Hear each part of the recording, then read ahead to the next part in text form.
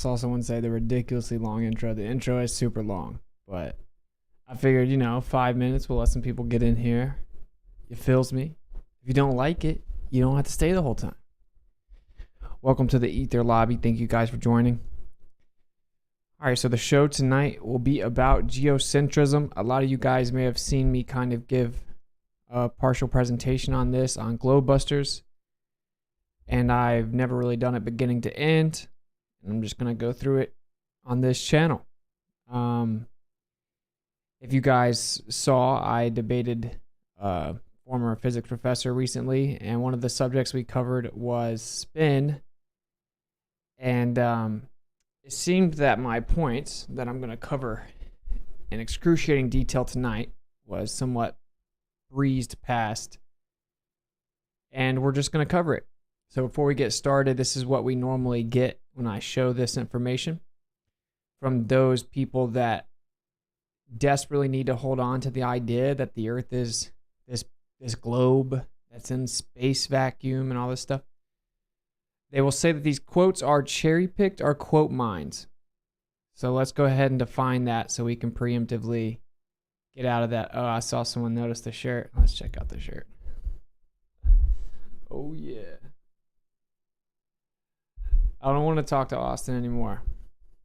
Pretty hilarious. Got this from Dave Weiss's store. Okay, so if you cherry pick or quote mine something, right? Say you're cherry picking it. What you're doing, if I came and gave you a quote and it was cherry picked, if you went and took the quote and read it in context, it would be saying the opposite of what I'm presenting it as evidence for. It would be going against me, right? Like if read in context, it would say something different than what I'm saying it says. Now, a good example of this, one of the quotes that will be covered, is Einstein said, "I've come to the conclusion there's no optical experiment that can detect the motion of the Earth." Well, at the end of that, he says, "though the Earth moves around the sun." And so, anti-flat earthers, not the same as if you're on the fence or you're new to this and you're just looking into it and you think the Earth's a ball. Anti-flat earthers, that's their identity, being against those of us who found out they lied about the Earth, right? Very interesting group of people, to say the least. The tactic, and this is just a cognitive tactic in general, which is why I'm covering it, as they don't really even deserve time of day, is to say, look, they left out where it says, though the Earth revolves around the sun. Ha ha ha, you left it out. That's, you cherry picked it, you quote mined it. The quote actually debunks you, blah, blah, blah. But it doesn't. The quote is invoked to say, no, when you're claiming that you can prove the Earth is spinning with the pendulum and the gyroscope and all these other things, you're disagreeing with Einstein. Now, it isn't that Einstein said something, therefore it must be true. The argument is he's the one that wrote Relativity. The theory of relativity is what is known as gravity. It is the glue for the current model of the Earth being a globe that spins around in a vacuum. So you must adhere to that theory to claim the Earth's a globe and to claim that the current model is correct. Well, utilizing relativistic application, you cannot prove the Earth is spinning from the Earth. So we're going to get into it, but if I say, even Einstein said you can't prove the Earth is spinning from the Earth, and you say I'm lying, and then I go show you the quote, and then you say it's cherry-picked, look, he says the Earth moves around the sun, that's called being intellectually dishonest and or incompetent. Do not attribute malice to that which can be adequately explained with incompetence. However, it seems that there is malevolent, dishonest intention behind a lot of these tactics. So I wanted to preemptively address that. That doesn't debunk the claim that Einstein said you can't prove the Earth is moving just because he then at the end of the quote says, though I believe the Earth is moving. Okay? Now, if I said Einstein thought the Earth was stationary, and then I showed you a quote that at the end of it says that he thinks the Earth is moving, and I left it out, there you go. You could say that was cherry-picked or quote mining. None of these quotes are quote mined. None of them are cherry-picked. They are what the author is saying. The physicist, astronomer, astrophysicist It is what they are saying in context. I want to get straight into it because it'll be a lot of information. I want this to be a stream that you can send to people to kind of help wake them up. What I'm going to say right now is going to sound crazy to you if you stick around and can at least fight the cognitive dissonance to be open-minded enough to look into the information as it has been said that it is the mark of an intelligent man, or I think that some people say educated mind, which means indoctrinated now. So we'll say it's the mark of a wise man or intelligent man to be able to entertain a thought without accepting it. You can never find truth if you never did this, and those who think they have all the answers don't go looking for things they think they have the answers to. So I encourage you to stick around and listen to the presentation. And like I said, what I'm about to say to you, if you're new to this, may sound crazy.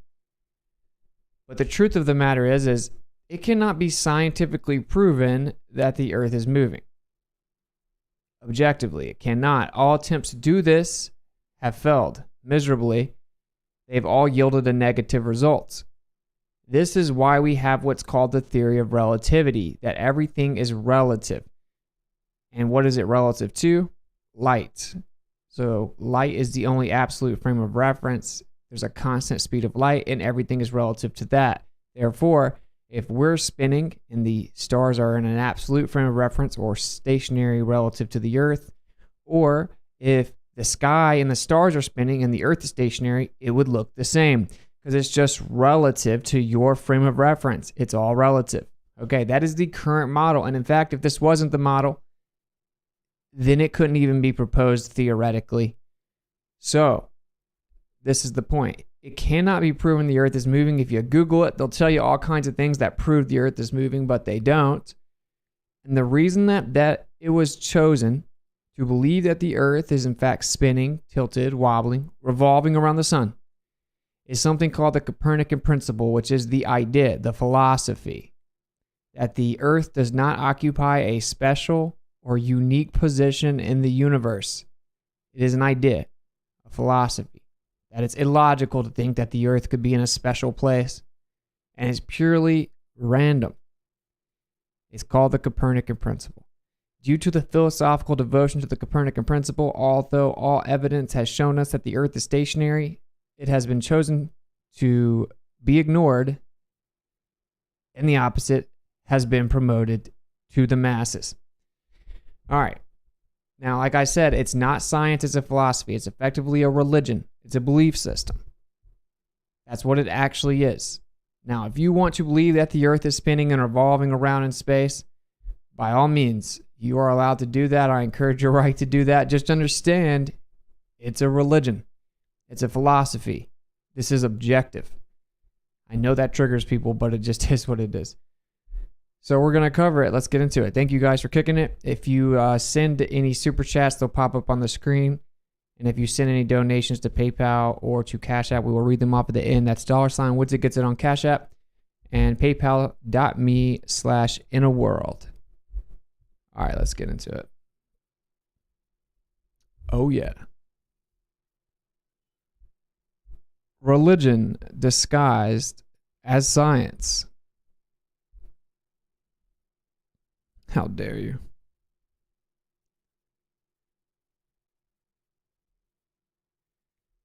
Heliocentrism has never been proven. Rather, it is a religion.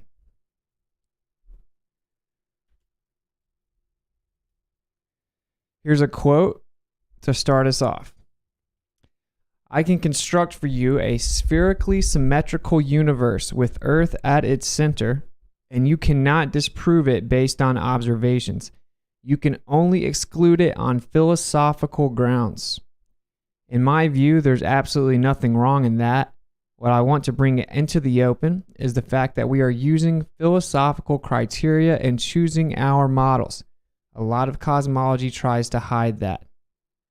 Physicist George F.R. Ellis. Shout out to my boy William for becoming a member. Hey, everyone give him a round of applause.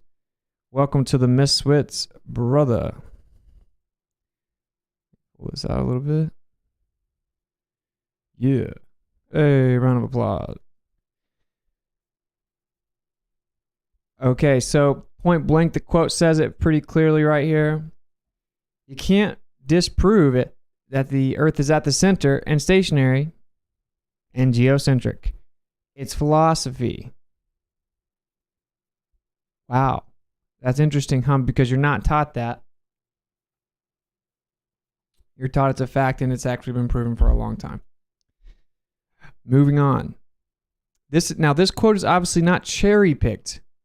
And anyone with even the slightest bit of intellect can tell without even looking at the source that it's not cherry-picked, to be honest. Now, majority of these people, let me say this. Disclaimer here.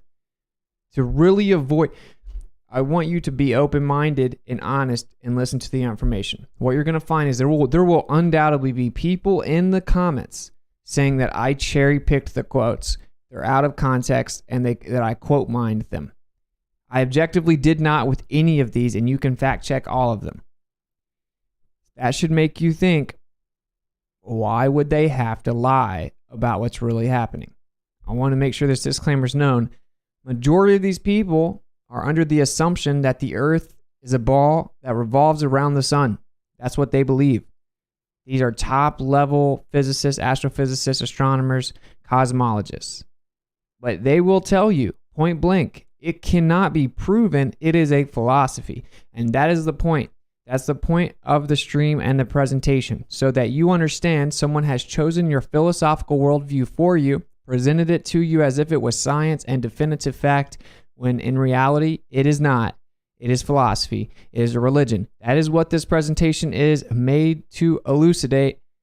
That is it. We are not claiming these people think that the Earth is flat and stationary. So all of that is called a straw man fallacy, a red herring fallacy, and it's just really lame.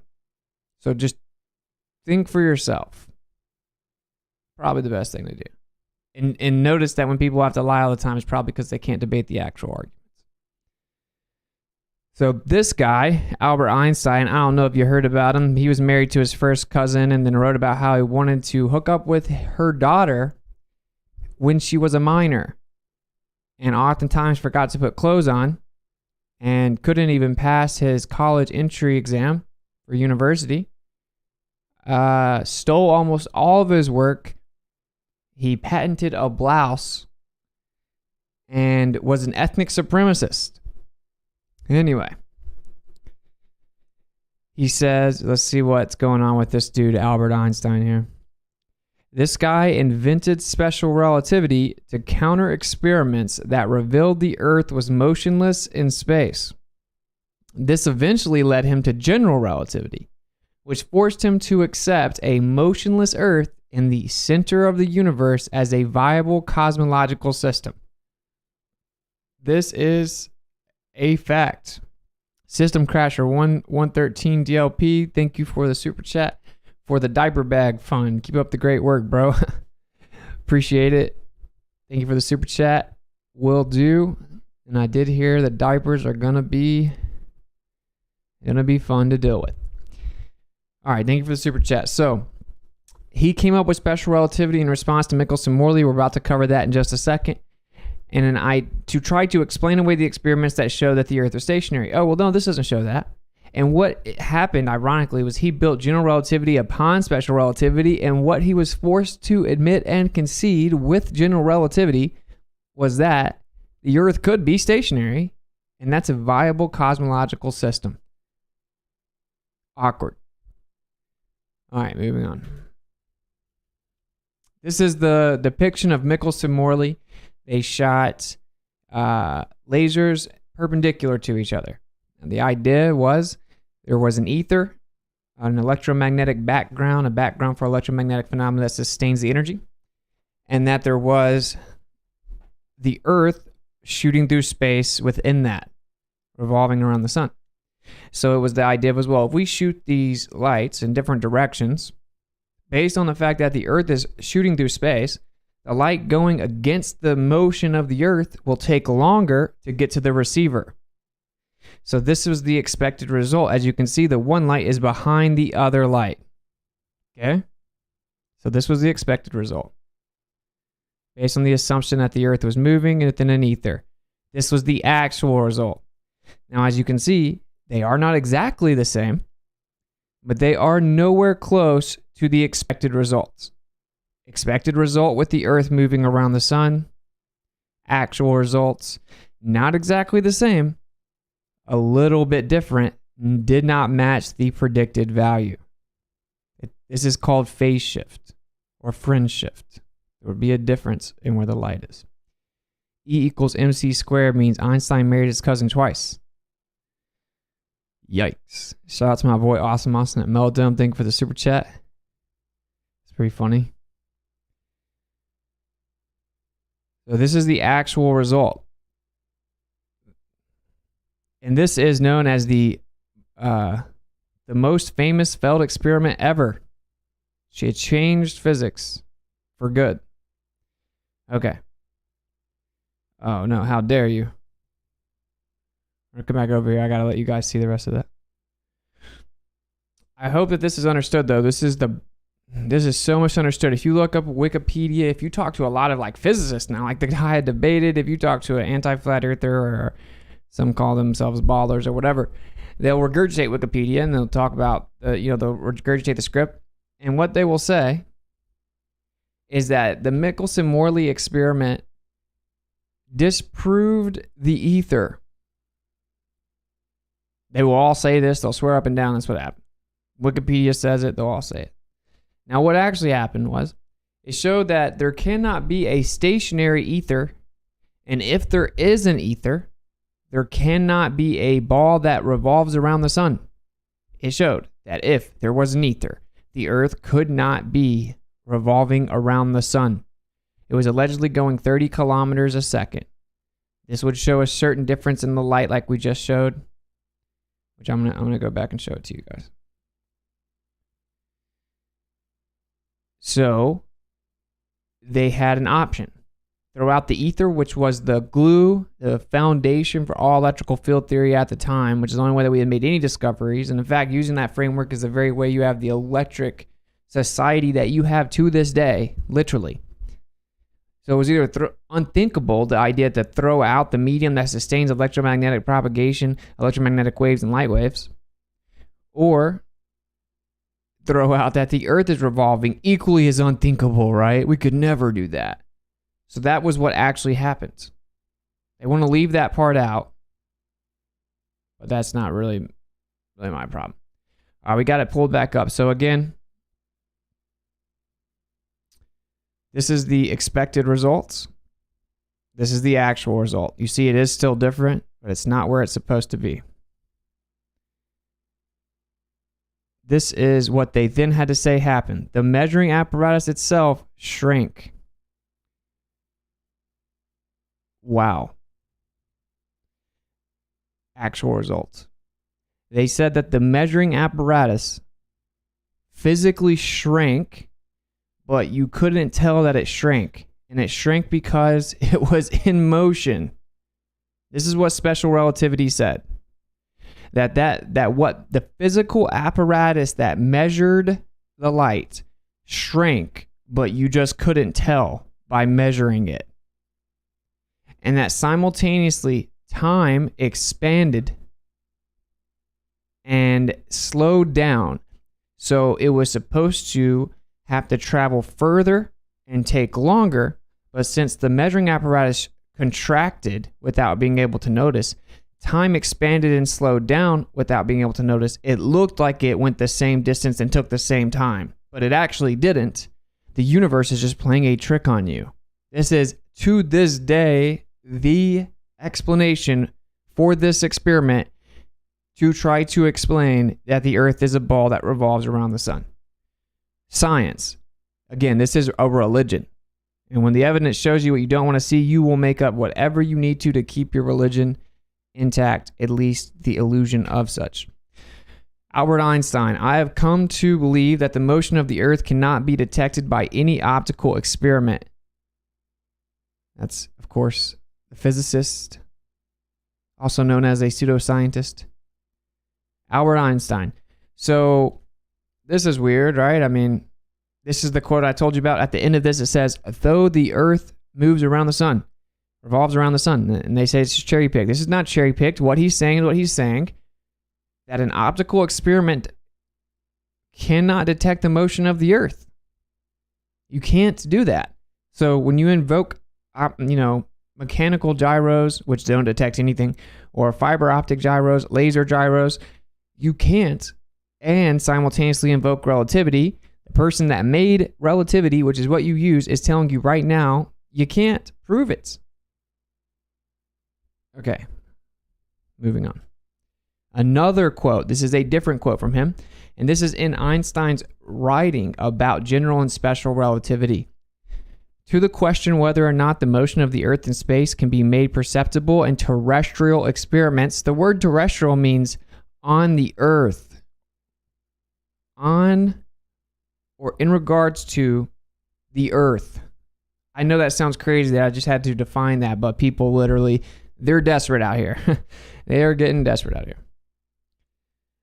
So, to the question whether or not the motion of the Earth in space can be made perceptible in terrestrial experiments, we have already remarked that all attempts of this nature led to a negative result. Before the theory of relativity was put forward, it was difficult to become reconciled to this negative result. Physicist Albert Einstein.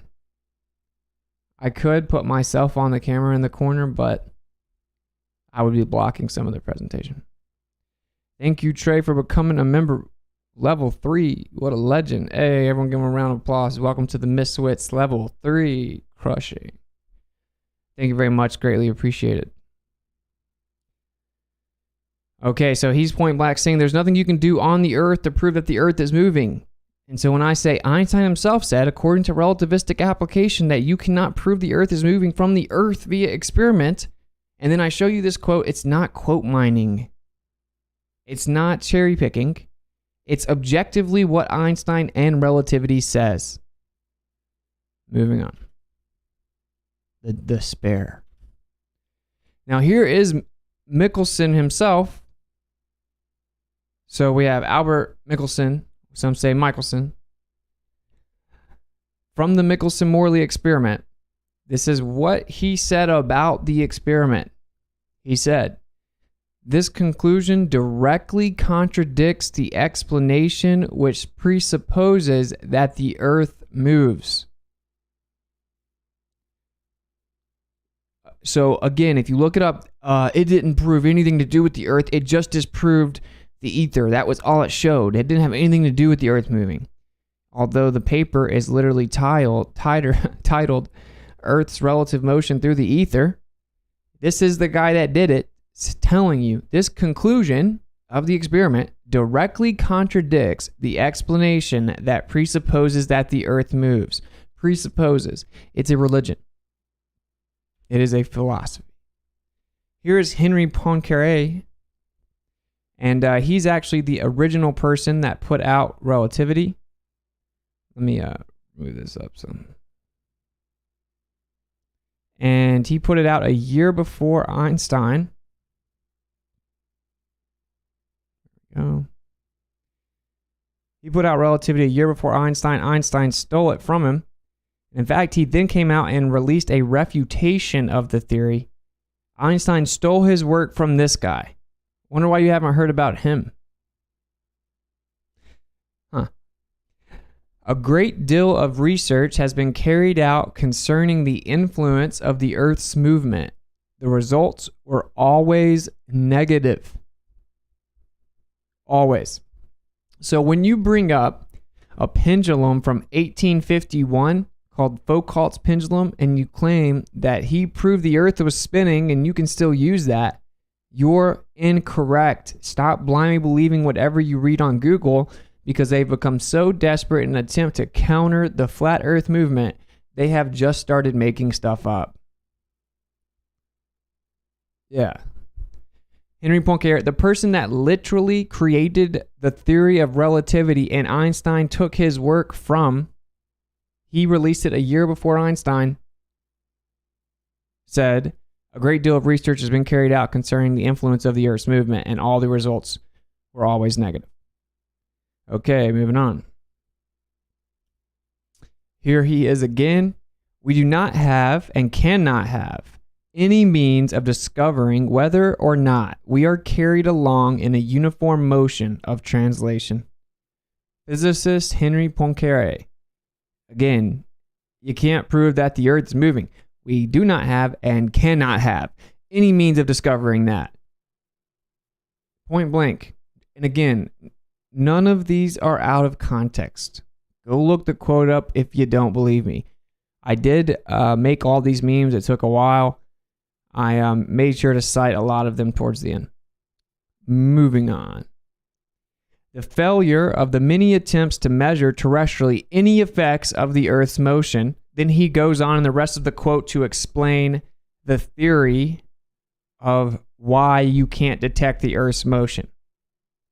So this is literally just pointing out that all the people that brought you the current paradigm and the very current paradigm you adhere to, if you think the Earth's a ball that spins around the sun, it says that you can't detect the Earth's motion.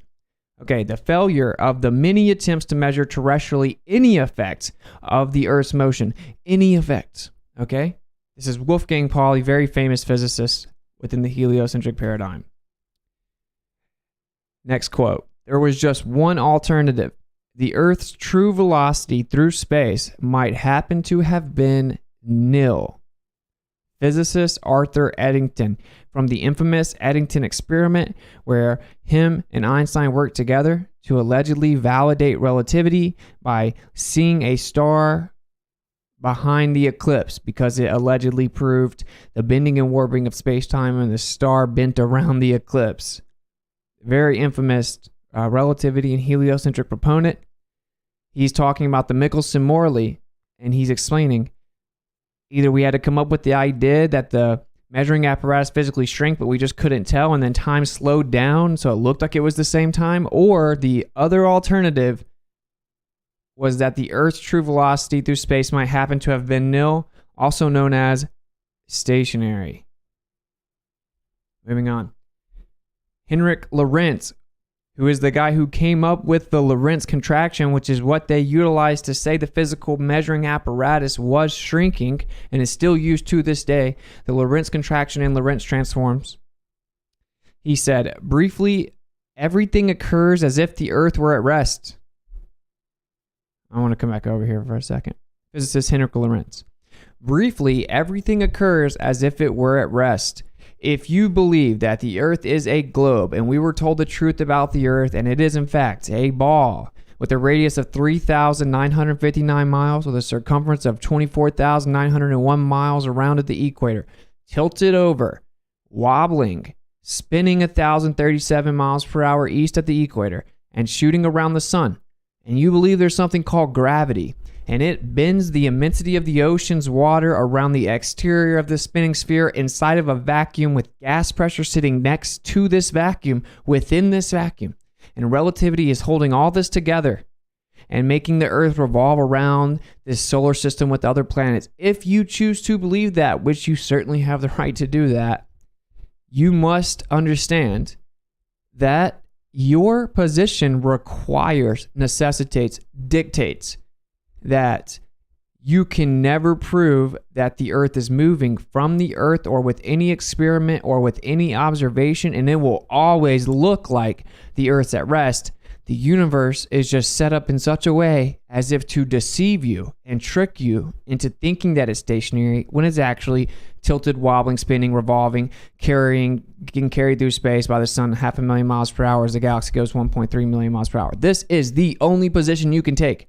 This is like if you're debating someone about the Bible and they tell you that the Bible's real. And then you're like, okay, well, what about where it says here? And they deny it says that, and they say it doesn't say that. And then you pull it out and say, look, it says it right there. And then they just say, you're stupid, right? It's the same thing. You cannot have a justified belief if you do not know what your belief is. The irony of people bashing people and ridiculing them because they say the Earth is flat is pretty mind-blowing, when almost always what it is one group of people haven't researched it at all. The other group of people used to think what that group of people thought because they hadn't really researched it, chose to research it in depth and then test it and found out it wasn't true. So that's just a fact. If you want to be an honest proponent of the fact that you think the Earth's a globe, you must absorb the position for what it actually is. And that position is, you can't prove that the Earth is spinning from the Earth because relativity says it'll always look exactly like it was stationary, and we're in a frame of reference. Due to relativity, it always looks like the Earth's not moving and is at rest. This is objective. So, be a big boy and absorb your position for what it is, please. All right, moving on. In order for the Earth to be at rest in the center of the system of the sun, planets, and comets, there is required both universal gravity and another force in addition that acts on all bodies equally according to the quantity of matter in each of them, and is equal and opposite to the accelerative gravity with which the Earth tends to the sun, and thus celestial bodies can move around the Earth at rest, as in the Tychonic system. Physicist Isaac Newton. This is in there because, of course, for one, he's assuming that the Earth's a sphere, and he's assuming that space is a vacuum. With these two assumptions baked in, he's saying for that to be the case, and for the Earth to be at rest, this is what's required. He actually then attributes gravity to God, and he said he didn't offer a mechanism, and anyone that thinks that gravity will act on another thing of brute matter through the vastness of a vacuum without some type of medium acting in between is to him so great an absurdity that no man in competent faculty of thinking in philosophical matters could ever fall into it. This is in here because a lot of people bring up Newton, who discovered gravity with 666 newtons on the Earth in 1666. As an apple fell on his head, and I guess it just didn't fall in the water beside him. And he's sitting here saying, yeah, the Earth could definitely be at rest, just like in the Tychonic system. So there you go. Bow bow. Moving on. Next quote. It is both amusing and instructive to speculate on what might have happened to such an experiment if such an experiment could have been performed in the 16th or 17th centuries when men were debating the rival merits of the Copernican and Ptolemaic systems. The results would surely have been interpreted as conclusive evidence for the immobility of the Earth, and therefore as a triumphant vindication of the Ptolemaic system and irrefutable falsification of the Copernican hypothesis. Physicist G.J. Whitrow. Thank you, Nominal, for the $10 super chat. Thanks for the gravy. Absolutely. Thank you for the support. Greatly appreciated. Much love. Okay, that quote's pretty straightforward there. He's talking about Michelson-Morley. He's like, it's interesting to look at the idea of if that experiment had happened back then when they were debating whether or not the Earth is stationary or not, and apparently, science had this victory that it's revolving around the sun. Well, they would have thought for sure that proved the Earth wasn't moving. Only was it when some crazy fuzzy-haired crackpot came up with the theory that, well, you can't tell, but everything's physically shrinking when you try to measure it to prove the Earth is moving, and time slows down, so it always looks like it's the same time, so you can't tell that it's not moving, or that it's moving, but it always looks like it's not moving, but I promise it is moving. So anyway, there you go. He's sitting here point blank telling you, again, Michelson-Morley showed us that the Earth was stationary. Back in the day, they would have most assuredly interpreted that as the Earth was stationary. So, you can let Wikipedia say what they want to. This is why this conversation's censored. If you found it to this channel, try to be honest. You're not going to get the real information too many places. Next quote. One of the most surprising findings is that the fluctuations in the cosmic microwave radiation temperatures at large angular scales do not match those predicted by the standard Big Bang model. The European Space Agency Planck probe 2013, and this is where they looked out at background energy in the sky, and it had even distribution from going away from the Earth as the center. So like it says right here, the most surprising findings is that the fluctuations in the radiation temperatures do not match those predicted by the standard Big Bang model, which is that everything came from nothing and there was a pre-existing energy, but we won't talk about that part. And then the universe is just expanding in all directions. The universe has no location preference regarding the Earth, and it's just random. The evidence didn't show us that, though.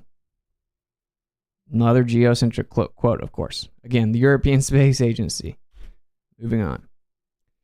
Here's another quote regarding that information and data. Quote, looking into this anomaly more deeply, we will find that it remains robust throughout all 7 years of published WMAP data, and furthermore, that it is very difficult to explain within the context of the canonical inflationary lambda cold dark matter of cosmology, also known as the Big Bang.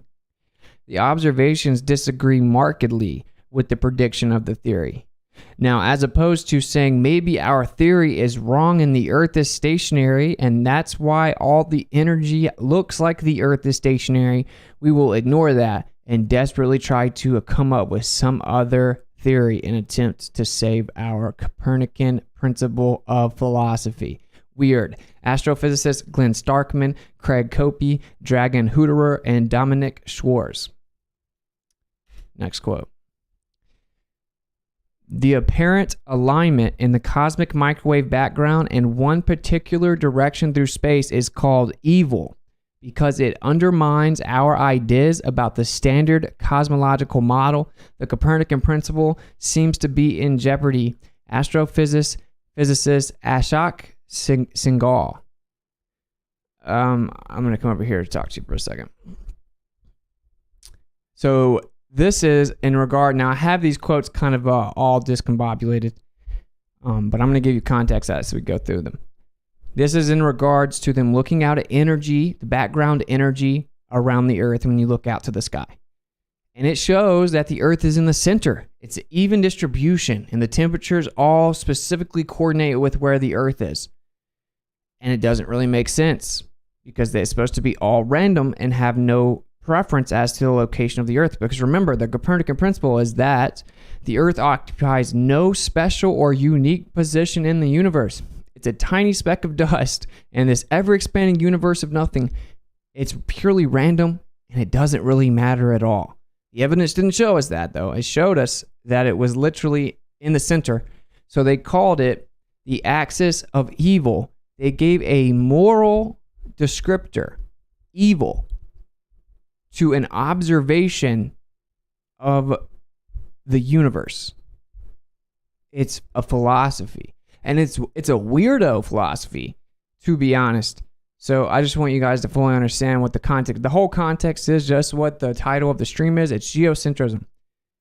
And these aren't just some quotes. This is all built upon the experiments and the data and the studies. I just get tired of hearing people misrepresent what the actual situation is. If you want to believe the Earth's a spinning ball, go for it. At least honestly absorb what your position is. And if you don't know, inform yourself prior to being so sure about your position. That is always the wisest thing to do. See, I would do it like this, but I'm going to block that thing. I mean, I guess you guys can tell me if you want, but it'll be blocking the quotes. I know a lot of people like to take screenshots of the quotes. Here is another quote about this observation. Why is the solar system cosmically aligned? The cosmic alignment was not random and in fact showed that the Earth was the center. Or best case scenario for heliocentrism, all the data makes us look like we're in the center. Astrophysicist Dragan Huderer. Quote, no longer could astronomers hope that the Copernican dilemma, as in the dilemma with their philosophical preference that the Earth is not special, that the Copernican dilemma would disappear with improved data. The data were in hand, and their implication inescapable. We are at the center of a spherically symmetric distribution of gamma ray burst sources, and this distribution has an outer edge. Oh, it's supposed to be infinitely expanding in all directions with no location preference regarding the Earth. The evidence showed us the opposite of that. And when they first got the evidence showing us that the Earth's at the center, they thought, oh man, this puts the Copernican principle in jeopardy. This is a dilemma. But once we get better, more improved data, then we'll know for sure that we're good and actually we're not at the center. And then the more improved data came and it showed even more definitively that the Earth is in the center. Astrophysicist Jonathan Katz. Next, we have a lot of quotes. Next quote. Well, when you look at the CMB map, that's the cosmic microwave background, You also see that the structure that is observed is, in fact, in a weird way, correlated with the plane of the Earth around the sun. Is this Copernicus coming back to haunt us? That's crazy. Or looking out at the whole universe, that would say we are truly the center of the universe. Physicist Lorentz Krauss, who is atheist of all atheists. Crazy. So that's point blank there, right? That's crazy. We're looking out at the whole universe. That would say we are truly the center of the universe. Is the Copernican principle coming back to haunt us? Moving on. Next quote. All this evidence that the universe looks the same whichever direction we look might seem to suggest there is something special about our place in the universe. You don't say.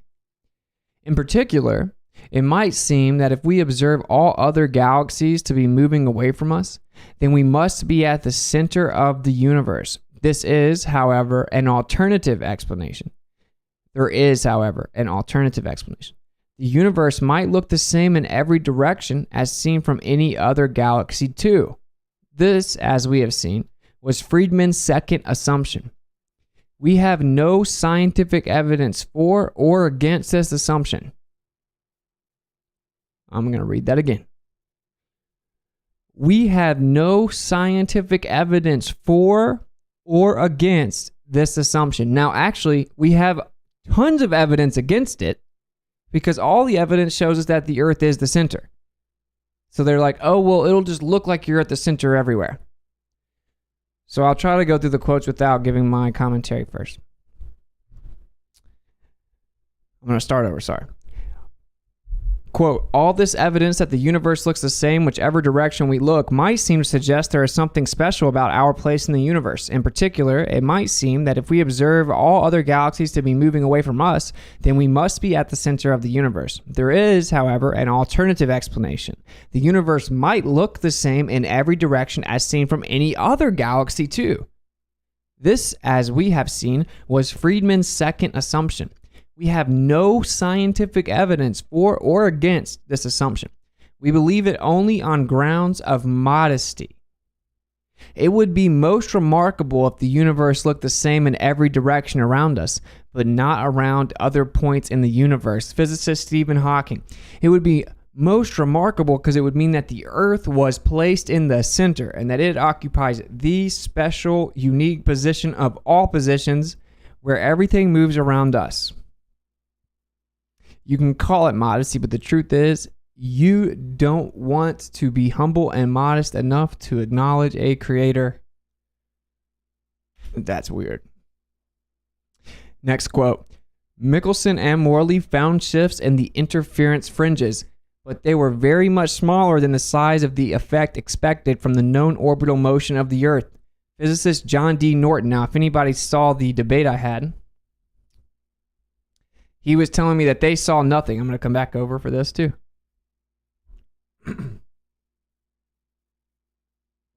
The talking point for this is, in Michelson-Morley, they didn't detect anything and it debunked the ether. They did detect something though. Every time it's ever been done, they detect something. I showed you the visualization, the expected result and the actual result. The actual result did not show them going together perfectly. It showed that there was just a slight difference. Every time that this has been done since then, it always measures a fringe shift.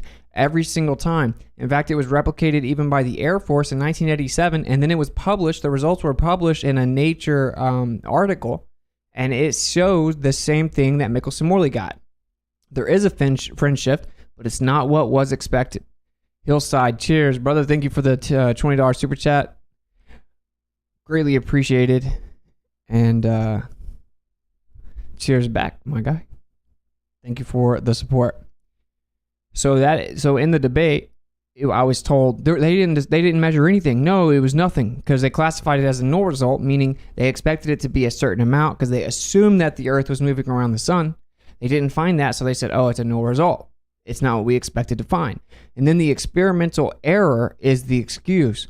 Well, the instruments have an error bar, and so it's just going to fall within that error bar. Even though, in fact, this is the truth of the matter. That's just a talking point because it is a religion. It is a cult. And you must follow the cult script and you must repeat the talking points and the script and be a good boy and don't think for yourself. You repeat what Google and Wikipedia says or we're going to make fun of you.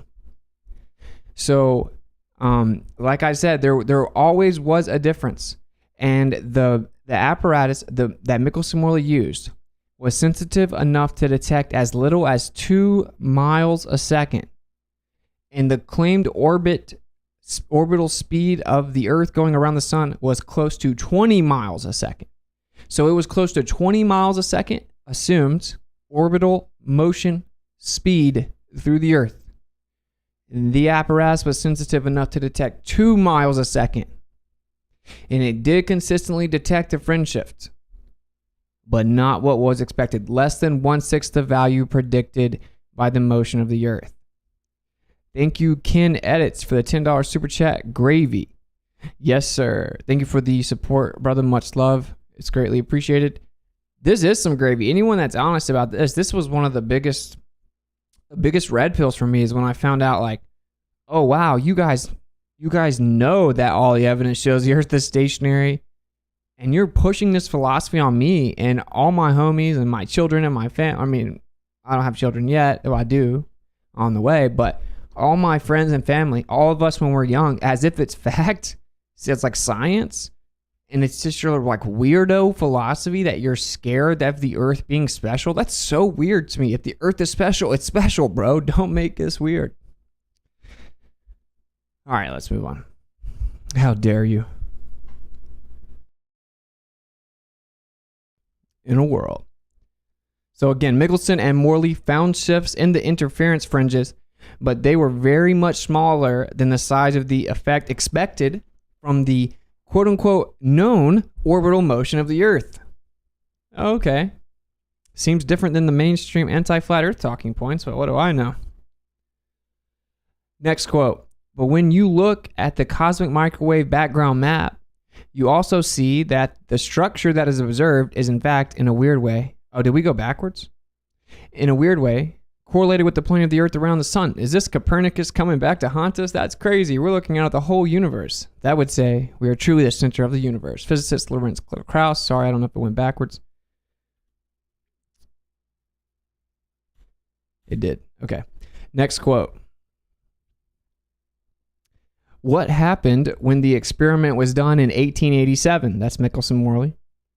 There was never in any orientation at any time of the year, any shift in the interference pattern. None. No shift. No fringe shift. Nothing. As in, the difference didn't change throughout the year in any orientation.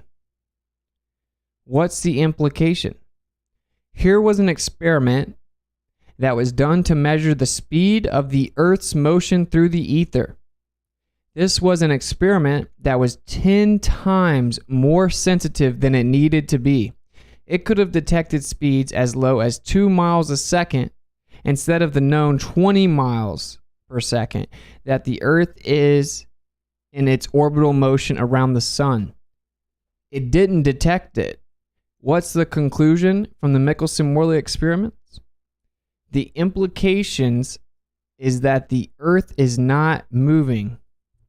Physicist Richard Wolfson. Yeah, you don't say. On its face, we know that the apparatus, the measuring device, was sensitive enough to detect 2 miles a second, and they claim the Earth's moving 20 miles a second. 10 times more sensitive than it needed to be to detect the Earth's motion. It didn't. And then if we're going around the sun, we're going around the sun in an elliptical orbit. So what's going to change throughout the year? So they tested it throughout the year, and guess what happened? Nothing. It didn't show any difference, and it did not detect what needed to be detected for the Earth to be moving.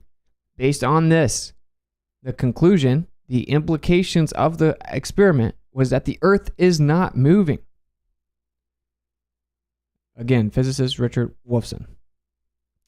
Moving on. Next quote. We know now that the difference between a heliocentric and geocentric theory is one of motions only.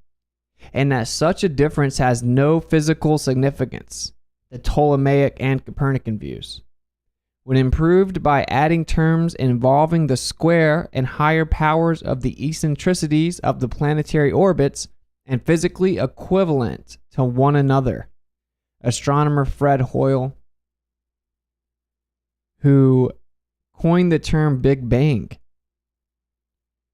very famous astronomer, telling you that they're physically equivalent to one another.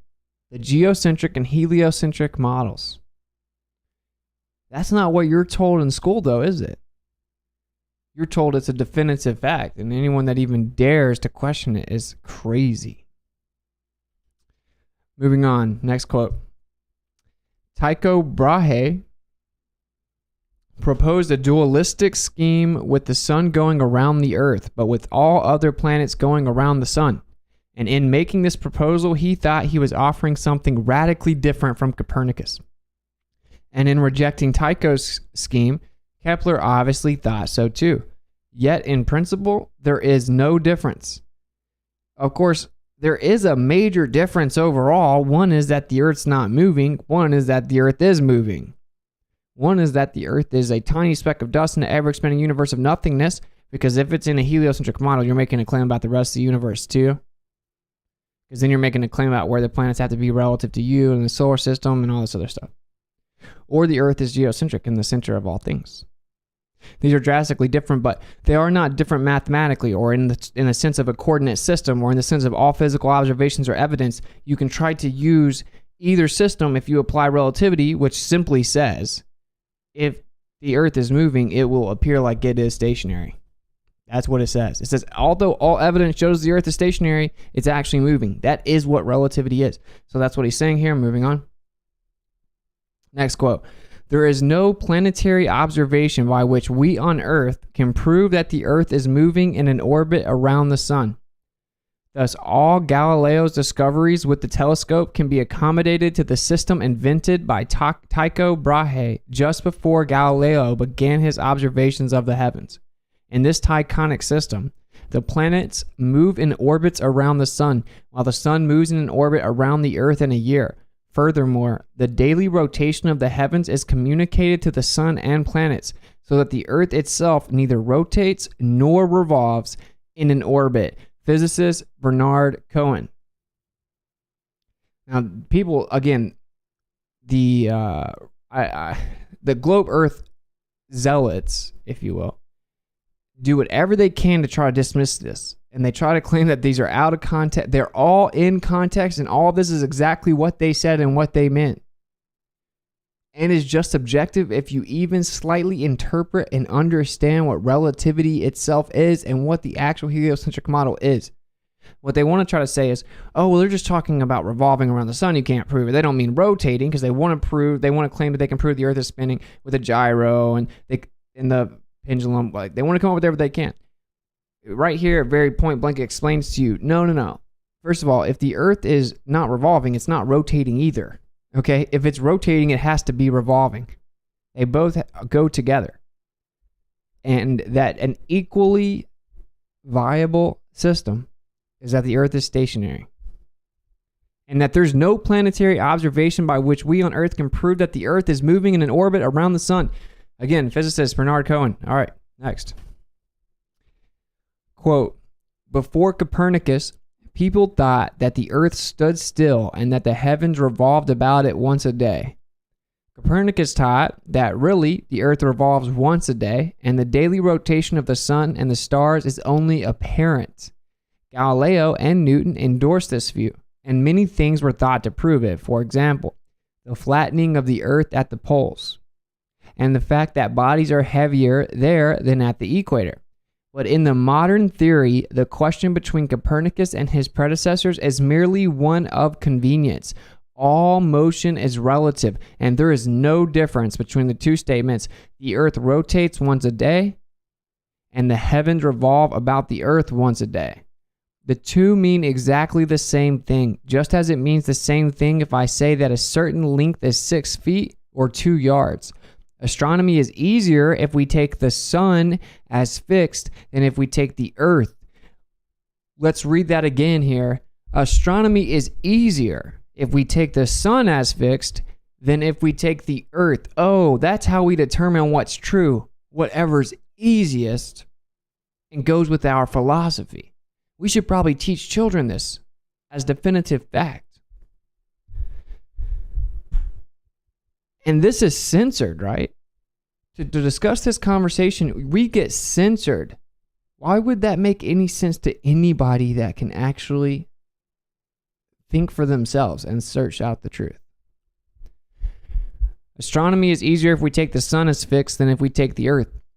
Just as accounts are easier in decimal coinage. But to say more for Copernicus is to assume absolute motion, which is a fiction. All motion is relative, and it is a mere convention to take one body as at rest. All such conventions are equally legitimate, though not all are equally convenient. Philosopher Bertrand Russell. Next quote. I tell my classes that had Galileo confronted the church in Einstein's day, he would have lost the argument for better reasons. You may use my name if you wish, mathematician Carl Wolfman. I tell my classes that had Galileo confronted the church in Einstein's day, he would have lost the argument for better reasons. You may use my name if you wish is a way of acknowledging the fact he has to say you can use my name if you wish just goes ahead and shows you the problem. If anyone dares and speaks just the intellectual truth, they have to be afraid. If you're on the side of that, you're weak. Sorry about it. Next quote. It is very important to acknowledge that the Copernican theory offers a very exact calculation of the apparent movements of the planets, even though it must be conceded that, from the modern standpoint, practically identical results could be obtained by means of a somewhat revised Ptolemaic system. It makes no sense, accordingly, to speak of a difference in truth. It makes no sense, accordingly, to speak of a difference in truth between Copernicus and Ptolemy. Both conceptions are equally permissible descriptions. What has been considered as the greatest discovery of Occidental wisdom, as opposed to that of antiquity, is questioned as to its truth value. Physicist Hans Reichenbach. Oh, how dare you. Let's move on.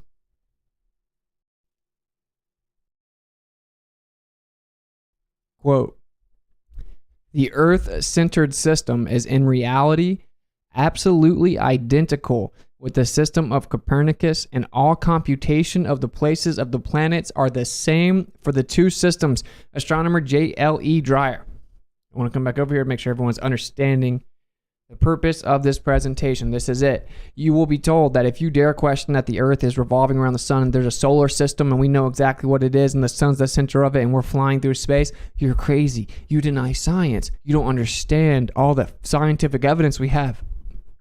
And all the people that say that they don't even understand any of the core principles of relativity, some of us have actually read Relativity, both special and general, and read Einstein's writings about those theories. And we've read his letters, and we know what it actually says. We read the historical evolution of physics and science, and we know what the truth is. The truth is, if the Earth is a spinning ball, it's going to look like it's flat, and it's going to feel like it's stationary. And all observations are going to show us that the Earth is stationary, even if it wasn't. That is the current paradigm. That is because it has to be the current paradigm, because all attempts to ever prove the Earth was moving has failed. All of them have failed. This is the actual truth. Anyone, I don't care how many degrees they have, that is saying something different is lying. Now, again, that's why I started this off with the quotation, do not attribute malice to that which can be adequately explained with incompetence. But, look, you can't prove the Earth is moving. That's a fact. Don't make it weird, bro. All right, moving on.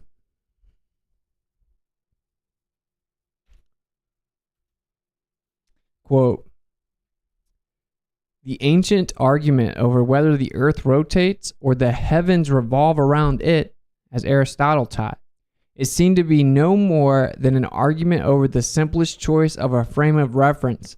Obviously, the most convenient choice is the universe. Nothing except inconvenience prevents us from choosing the earth as a fixed frame of reference. If we choose to make the earth our fixed frame of reference, we do not even do violence to everyday speech. We say that the sun rises in the morning, sets in the evening. The Big Dipper revolves around the North Star. Which point of view is correct? Do the heavens revolve or does the earth rotate? The question is meaningless. Physicist Martin Gardner, just so you know, pretty much every single physicist, astronomer, astrophysicist, and cosmologist and philosopher on this list are very, very famous and very prominent and very accredited. The reason that they're there is not because we are appealing to their authority. I am certainly not doing that. It is because the number one weapon used against us as a form of gaslighting and the form of psychological manipulation is to try to convince us that we're crazy because we're going against all of the experts. And this is incorrect. And they don't understand what the experts actually say. So, again, one of the last-ditch attempts to dismiss the validity of my presentation here, first it is that the quotes are out of context. They are all objectively in context, and they are saying exactly what I'm saying that the people are stating in every situation. So once that doesn't work, now most of them will just keep saying it. But you couldn't be much more dishonest than to just keep saying it over and over and over once objectively refuted, right? So some people won't do that. And then what they will then say is, oh, it's just talking about the earth revolving around the sun, not it rotating, though. We can prove it's spinning. But you cannot. If it is rotating, it is revolving. It is revolving, it is rotating. And if it is stationary, it is doing neither. This is objective. And here you go. Do the heavens revolve or does the earth rotate? The question is meaningless. This is a pretty modern quote, relatively speaking. Relatively. And this is just a simple concept. Either the earth is stationary or everything makes us think the earth is stationary, but actually it's moving. Next quote. To the question whether or not the motion of the earth in space can be made perceptible in terrestrial experiments. Terrestrial means on the earth. We have already remarked that all attempts of this nature led to a negative result. Before the theory of relativity was put forward, it was difficult to become reconciled to this negative results. That's from Relativity, the Special and General Theory, cited in Stephen Hawking's A Stubbornly Persistent Illusion, 2007, page 169. Here's where we're going to get to where most of them are specifically cited for those of you that are spiraling. But the reason this is important, it's called A Stubbornly Persistent Illusion. The whole entire idea of the writing from Stephen Hawking titled that is that the reality is so stubborn, right? That it gives us this illusion that the earth is stationary and at the center. That's the whole point. Now, this is 2007. Another attempt to dismiss this objective recollection of your model, the heliocentric model, is, oh, you're just bringing up quotes from so long ago. You still use relativity. Okay? You still... What is that you left out say? I don't remember. You can just go look into it. I just cited it. It's in Relativity, the Special and General Theory. I think he's actually, the part that's left out is where he references a particular section in his theory. Oh yeah, I did remember. Okay, so anyway, this is Stephen Hawking, 2007, right? I mean, again, I'm not appealing to their authority. They think the Earth's a ball. Like, what do they actually know? But they understand the globe Earth heliocentric model, and they at least accurately represent it, as opposed to the people that run around now pretending that if you dare question it, you're stupid. Don't just elevate above that. If you want to know the truth, then look into the truth. The first step is to fully examine and interpret and understand the actual options. One is that the Earth's a spinning ball flying around in a vacuum, an infinite expanding nothingness and all this other stuff. The other option is the Earth is a stationary topographical plane and it's contained. Now, you could also say an option is that the Earth is stationary on a ball. You can go that route if you want. But you need to understand what the model that we were all taught is before you can truly have a justified belief that it is accurate. So anyway, that's the context of this quote. So this is not the optical one. This is a different one. Again, we've already read it from Einstein as well. It says terrestrial experiment. So yeah, you can't prove that the Earth is in motion from the Earth with any experiment.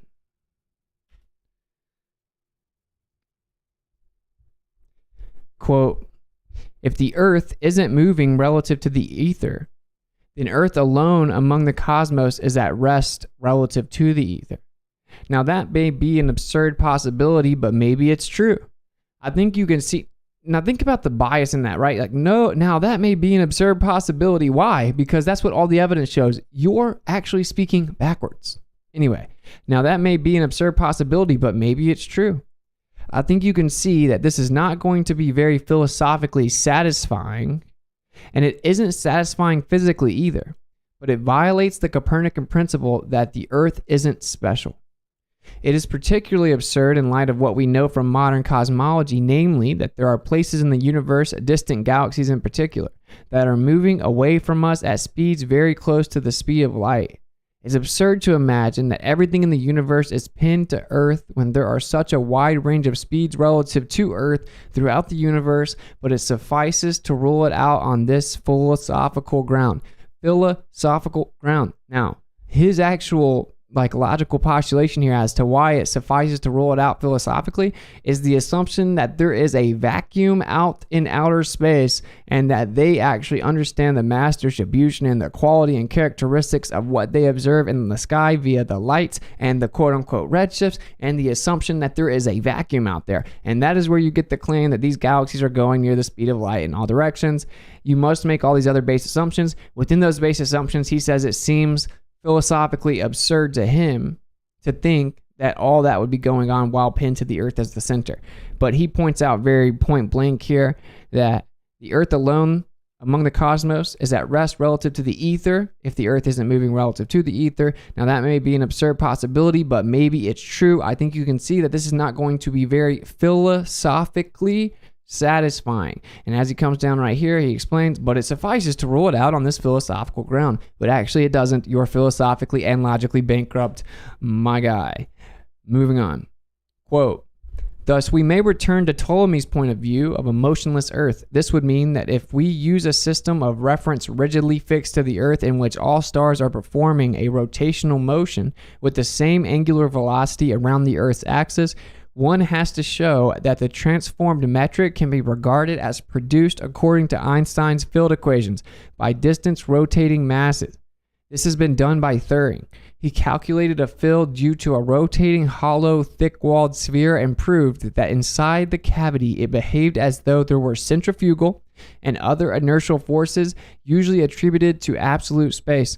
Thus, from Einstein's point of view, Ptolemy and Copernicus are equally right. What point of view is chosen is a matter of expediency. So I tried to explain this to Bryant, and in fact, I used an actual letter from Einstein himself explaining that if the Earth is stationary and the sky moves around it, you get the same results.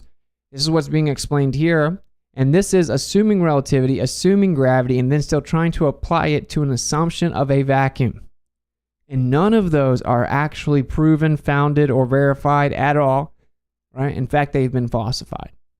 But the point is that within this paradigm of relativity and what people believe, you cannot in any way claim that you have proven one. Ptolemy and Copernicus are equally right, according to Einstein's view, and they proved that you can have a rotating hollow thick-walled sphere and that the inside, the cavity, it will behave as if there were centrifugal and other inertial forces, usually attributed to absolute space. Physicist Max Born. Next. Where's the curvature at? Yeah, but the fact that people believe the Earth is moving is another crucial component.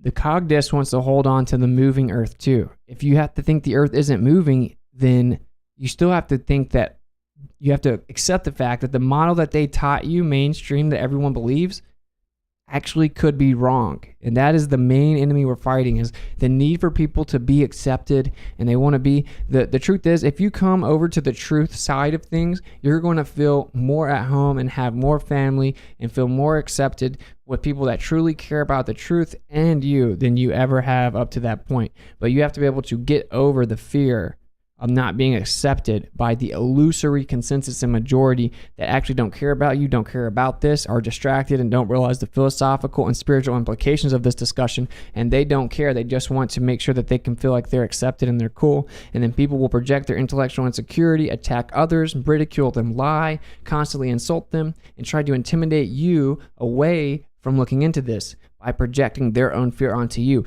Be stronger than that. Look into the truth for what it is, and accept the truth for what it is, regardless what it is. The truth does not fear investigation. And those truly seeking the truth do not fear the investigation, or do not fear the process of investigation. All right, quote, "It is possible to describe the entire universe using any chosen point as the unmoving center. The Earth will do very well, and no one can prove that choice is wrong. Scientists today prefer to picture everything in motion and nothing as being the center. If you haven't given much thought to the implications of the 20th century science, you may be challenged to realize that because of the concept of relative motion, no one can prove that the Earth moves." Kitty Ferguson, science writer. You may be challenged to realize that because of the concept of relative motion, no one can prove that the Earth moves. Next quote, "We can take either the Earth or the Sun, or any other point for that matter, as the center of the solar system. This is certainly so for the purely kinematical problem of describing the planetary motions. It is also possible to take any point as the center even in dynamics, although recognition of this freedom of choice had to await the present century. Astronomer Fred Hoyle again coined the term Big Bang. Well, I would hate to have to be the one to inform you, Mr. Fred. Truth is, you actually don't have that freedom of choice in the present century. We are drastically censored, ridiculed, and misrepresented to such an extent that there are so many professors and physicists across this nation and across this world that know this truth, have realized this truth, and literally do not think that they can come out and say it, because if they think that they will be fired and their entire life will be ruined, and you will not be allowed in any type of peer review, any type of, accredited circle. Yeah, that's the world we live in. And that's how you know they're not hiding anything, and we're definitely wrong. They have to make sure everyone can't hear what we're actually saying. Seems legit. Kind of like when your girlfriend that cheated on you deletes her Snapchat. That's how you know that she wasn't talking to anyone on Snapchat, because she deleted it. All right, quote, "Let it be understood at the outset that it makes no difference from the point of view of describing planetary motion whether we take the Earth or the Sun as the center of the solar system. Since this issue is one of relative motion only, there are infinitely many exactly..." That seems like a typo. "There are infinitely exactly equivalent descriptions referred to different centers. In principle, any point will do. The point Jupiter, so the passions loosed on the world by the publication of Copernicus' book De Revolutionibus Orbium Celestium Libri VI." How dare you? Again, were logically irrelevant. Sorry. So the publication of Copernicus' book were logically irrelevant. Yeah. So it's a philosophy. Have you ever felt the Earth moving? Can you show me any experiment that definitively proves the Earth is moving if you actually understand relativity? And if the sky is moving, that you'd get the same effects that are often attributed to the Earth moving? Have you ever had to account for the Earth moving when you're doing anything in your life? Does it look like the stars all move around a central point central to you? So, what's motivating you to hold on to this philosophy? It is fear of societal ostracism. And everyone knows it. Next quote. "If we were to adopt a frame of reference like Tycho's in which the Earth is at rest, then the distant galaxies would seem to be executing circular turns once a year. And in general relativity, this enormous motion would create forces akin to gravitation, which would act on the sun and planets and give them the motions of the Tychonic theory. Wow. If we were to adopt a frame of reference like Tycho's in which the Earth is at rest, then the distant galaxies, which we don't actually know how far that they are, what they call galaxies, the phenomena we do observe in the sky, that's it. We observe a phenomenon in the sky they call galaxies. How they define them and what they claim they are and all the intricacies of it, pump the brakes. The galaxies would seem to be executing circular turns once a year. Wow, you're saying that if the Earth was at rest, that the galaxies do a turn every year? They just do a circular turn once a year? That's just so illogical and irrational. Why would that ever happen? The galaxies would just move with the rest of the clock system above us in a perfect synchronization? No way, that's so illogical. If the Earth's at rest, then the galaxies would be executing circular turns once a year. And in general relativity, this enormous motion would create forces akin to gravitation. Just the motion of the sky itself would create enormous motions translated to the Earth within the paradigm of general relativity. Yikes. Next quote. So which is real, the Ptolemaic or Copernican system? Although it is not uncommon for people to say that Copernicus proved Ptolemy wrong, that is not true. No one can use either picture as a model of the universe, for our observations of the heavens can be explained by assuming either the Earth or the sun to be at rest. Physicist Stephen Hawking.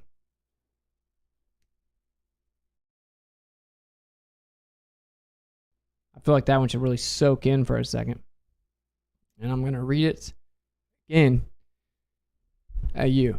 Hey, you. You look at me. I don't know why the YouTube counter's not working.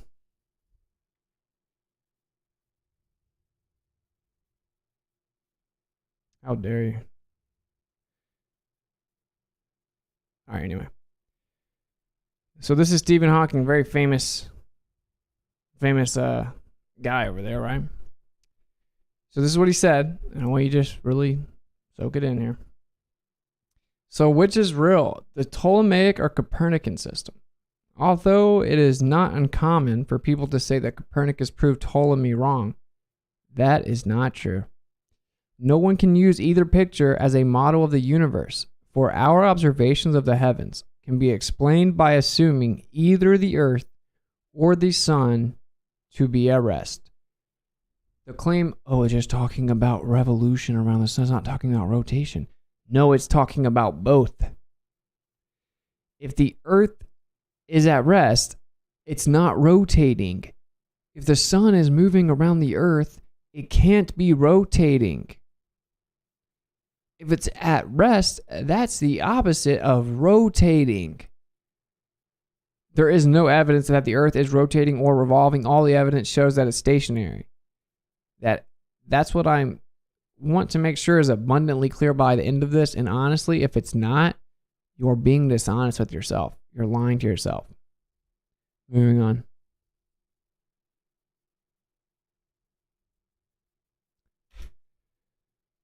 Quote, the Michelson-Morley experiment confronted scientists with an embarrassing alternative. On the one hand, they could scrap the ether theory, which explains so many things about electricity, magnetism, and light. Or, if they insisted on retaining the ether, they had to abandon the still more venerable Copernican theory that the Earth is in motion. To many physicists, it seemed almost easier to believe that the Earth stood still than that waves, light waves, and electromagnetic waves could exist without a medium to sustain them. It was a serious dilemma and one that split scientific thought for a quarter century. Many new hypotheses were advanced and rejected. The experiment was tried again by Morley and by others, with the same conclusion. The apparent velocity of the Earth through the ether was zero. Historian Lincoln Barnett. Now, of course, waves actually aren't things, they're types of motion. But, of course, with all these quotes, I am not claiming to believe what their worldview is or their interpretation. I am simply showing the accurate explanation and description of the decision on the table, it is that the Earth always looks like it's stationary. But relativity said that's what it would look like. It's actually moving. And that in Michelson-Morley, they had the decision of whether or not to accept that the Earth was stationary and that there was an ether to sustain electromagnetic propagation and electromagnetic energy, which is what was the foundation for electrical field theory up to that point, which gave us everything that we have to this day and really hasn't progressed much. Or they had to throw out this background, this state energy, even though we now have quantum energy, 0-point energy, vacuum energy is what they call it, where you always have a background of energy. And it's been proven more and more and more consistently now than ever. So either throw out that idea and accept that the Earth is at rest if you keep that idea. All right? It's very simple. Okay, moving on. Next quote. The easiest explanation was that the Earth was fixed in the ether and that everything else in the universe moved with respect to the Earth and the ether. Such an idea was not considered seriously, since it would mean in effect that our Earth occupied the omnipotent position in the universe with all the other heavenly bodies paying homage by moving around it. Physicist James Coleman. If you saw the debate, if you've heard some of the talking points, they try to claim, well, Michelson-Morley showed that the ether had to be stationary and then Michelson-Gell showed that it had to be moving. It can't be both. So basically they're saying, for one, all these physicists are drastically incompetent and know nothing about it. But the truth is, and we've just explained it, and I could show you the actual paper, of course, it always did detect a difference. All it did was show you that the ether is not stationary. That's all that it did. And it showed you that actually the Earth is stationary and the sky moves around it. And if it's not, the universe acts in such a way that it tricks you into thinking that's the case. Literally, that is what was the conclusion. Therefore, they came up with special relativity to choose the latter, which was that the Earth is actually moving and revolving, but it looks like it's stationary with the sky moving around it, even with all our experiments and attempts to detect the motion. Because, matter physically contracts and time expands and slows down, so every time you try to measure it, it's going to look like it's the same, even though it's actually different because we're going 70,000 miles per hour. Moving on. Quote, thus, the failure of Michelson-Morley to observe different speeds of light at different times of the year suggests that the Earth must be at rest. It was therefore the preferred frame for measuring absolute motion in space. Yet we have known since Galileo that the Earth is not the center of the universe. Why should it be at rest in space? Physicist Adolf Baker. So once again, just explaining this, just refuting the idea that no, all it did was definitively show that there is no ether. No, actually what it showed was that the Earth was stationary. All right, next. There is no planetary observation by which we on Earth can prove that the Earth is moving in an orbit around the sun. Physicist Bernard Cohen. Point blank. There's no planetary observation by which we on Earth can prove that the Earth is moving in an orbit around the sun. Next. Older quote here. I have already known a long time that we do not yet have proof for the system of Copernicus, but I shall not take the risk to be the first one attacking it. Alexander von Humboldt. Isn't that interesting? And this is still the same situation now. People are just scared to speak out. And that's sad, bro, because that's the opposite of science. That's what religion is.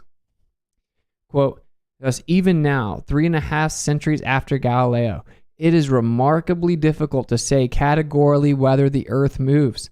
Physicist Julian B. Barber. This is a recent quote, as in like relatively recent. Even now, 350 years after Galileo, it's remarkably difficult to say categorically whether the Earth moves. And this is the truth. You have to claim it always looks like the Earth is stationary, no matter what we do, no matter what experiment, whether it's the gyro, the mechanical gyro, the ring laser gyro, the pendulum. We can never actually, when we do Michelson-Morley, when we shoot things in different directions based on the supposed motions of the Earth, we can't find, it looks like the Earth's not moving. And when we do Michelson-Gell, it shows the sidereal rotation perfectly because we see the sky move around us and we detect that perfectly with our method using interferometry lasers. But whenever we try to do it to detect the orbit, we don't detect anything. So it leaves us one option. The Earth is stationary and the sky moves around it. Next quote. We can't feel our motion through space, nor has any physical experiment ever proved that the Earth actually is in motion. Historian Lincoln Barnett. Next quote. Cosmology is not even astrophysics. All the principal assumptions in this field are unverified or unverifiable in the laboratory, and researchers are quite comfortable with inventing unknowns to explain the unknown. How then could, after 50 years of failed attempts in finding dark matter, the fields of dark matter, dark energy, have become such lofty priorities in astronomy funding, to the detriment of all other branches of astronomy? I demonstrate in this article that while some of this is based upon truth, at least just as much of ACDM cosmology has been propped by a paralyzing amount of propaganda, which suppresses counter evidence and subdues competing models. I believe astronomy is no longer heading towards a healthy future unless funding agencies rethink their master plans by backing away from such a high emphasis on groping in the dark. Richard Liu, ACDM Cosmology. How much suppression of credible evidence does the model really lead its competitors using all evidence? 2007 abstract. Here I have the explanation of what he was just talking about, ACDM, which is the lambda cold dark matter or the Big Bang, right? So the lambda CDM model is a parametricization of the Big Bang cosmological model in which the universe contains three major components. First, a cosmological constant denoted by lambda associated with dark energy. Second, the postulated cold dark matter, abbreviated CDM. And third, ordinary matter, which is only 5% of the alleged universe. It is frequently referred to as the standard model of Big Bang cosmology, because it is the simplest model that provides a reasonably good account of the following properties of the cosmos. 1. The existence and structure of the cosmic microwave background, or the Earth is stationary in the center. 2. The large-scale structure and the distribution of galaxies, or the Earth is stationary. 3. The observed abundances of hydrogen, helium, and lithium, or the Earth is geocentric and stationary. Again, if you don't understand, they had to propose the concepts of dark matter and dark energy to try to explain away all of these discrepancies, like the abundances of alleged hydrogen using spectroscopy within their own paradigm of reification fallacies. 4, the accelerating expansion of the universe, as they have to invoke some type of crazy energy because it needs to go so super fast. All right, next quote. Yeah, simplest model, exactly. What a joke. Quote. The uniform distribution of burst arrival directions tells us that the distribution of gamma ray burst sources. Now watch out for the gamma ray burst sources, because this, if you send this presentation to people, or you go look in the comments, or you go look at some like anti-flat earther, like globe proponents, you start to tell them some of this information, you're really going to have to watch out for the gamma ray bursts. Like they will come at you with a quickness. The distribution of gamma ray burst sources in space is a sphere or spherical shell, with us at the center. Some other extremely contrived and implausible distributions are also possible. But Copernicus taught us that we are not in a special preferred position in the universe. Earth is not at the center of the solar system. The sun is not at the center of the galaxy, and so forth. There is no reason to believe we are at the center of the distribution of gamma ray bursts. If our instruments are sensitive enough to detect bursts at the edge of the spatial distribution, then they should not be isotropic on the sky, contrary to observation. If our instruments are less sensitive, then the NOS 3/2 law should hold, also contrary to observation. That is the Copernican dilemma. To this day, after the detection of several thousand bursts, and despite earnest efforts to show the contrary, no deviation from a uniform random distribution in the directions of gamma ray bursts on the sky has ever been convincingly demonstrated. Jonathan Katz, The Biggest Bangs, The Mystery of Gamma Ray Bursts, The Most Violent Explosions in the Universe, Oxford University, page 84, 90 through 91. Next quote. These are point blank explaining to you. Instead of just accepting the truth, they frantically tried to figure out any possible way to keep the idea that the Earth is insignificant and not special alive because of their philosophical devotion. Quote, a fundamental presupposition of modern cosmology is the Copernican principle that we are not in a central or otherwise special region of the universe. Studies of Typla supernova together with the Copernican principle, have led to the inference that the universe is accelerating in its expansion. The usual explanation for this is that there must be a dark energy to drive the acceleration. Alternatively, it could be the case that the Copernican principle is invalid. So the most typical explanation for this is that there's something we can't define called dark energy. We call it dark because it doesn't interact with the electromagnetic spectrum, also known as light. And we call it energy because it just must be creating tons of energy to be able to create this motion. We don't know what it is at all, though, but it has to drive the acceleration. So there's this infamous deity that goes and controls everything that fixes our model, basically. Alternatively, it could be the case that the Copernican principle is invalid. Oh, no. We'll literally make up words and math equations and make up stories that we can't figure out at all or even define before we ever even consider the possibility that it's invalid. So alternatively, it could be the case that the Copernican principle is invalid and that the data has been interpreted with an inappropriate theoretical framework. If we were to live in a special place in the universe, near the center of a void where the local matter density is low, then the supernova observations would be accounted for without the addition of dark energy. Timothy Clifton, Oxford Astrophysics. PhD, living in a void, testing the Copernican principle with distant supernova. Wow. Everything excited? If you'd like to take a picture. Moving on. I know that this is really information and heavy, but I just wanted to get this out there in the ether. All right, next quote. Dark energy is problematic. No one really knows what it is. We can make an educated guess and use quantum theory to estimate how much of it there might be, but then we overshoot by an astounding factor of 10 to the 120th power. Now, you'll have people come up with all kinds of stuff. No, other people don't think it's that big. Only one person said that. No, not only one person said that, and he didn't just make it up. So we're going to read again where it comes from, the discrepancy. Dark energy is problematic. No one really knows what it is. We can make an educated guess and use quantum theory to estimate how much of it there might be. But then we overshoot by an astounding factor of 10 to the 120th power. That is grounds enough, says George Ellis, to take a hard look at our assumptions about the universe and our place in it. If we analyze the supernova data by assuming the Copernican principle is correct and get out something unphysical, I think we should start questioning the Copernican principle. Whatever our theoretical predictions, they will in the end have to give way to the observational evidence. So what would it mean if the outcome were that the Copernican principle is wrong? It would certainly require a seismic reassessment of what we know about the universe. If the Copernican principle fails, all that goes with that, the Big Bang, goes out the window too. Cosmology would be back at the drawing board. If we are in a void, answering how we came to be in such a privileged spot in the universe would be even trickier.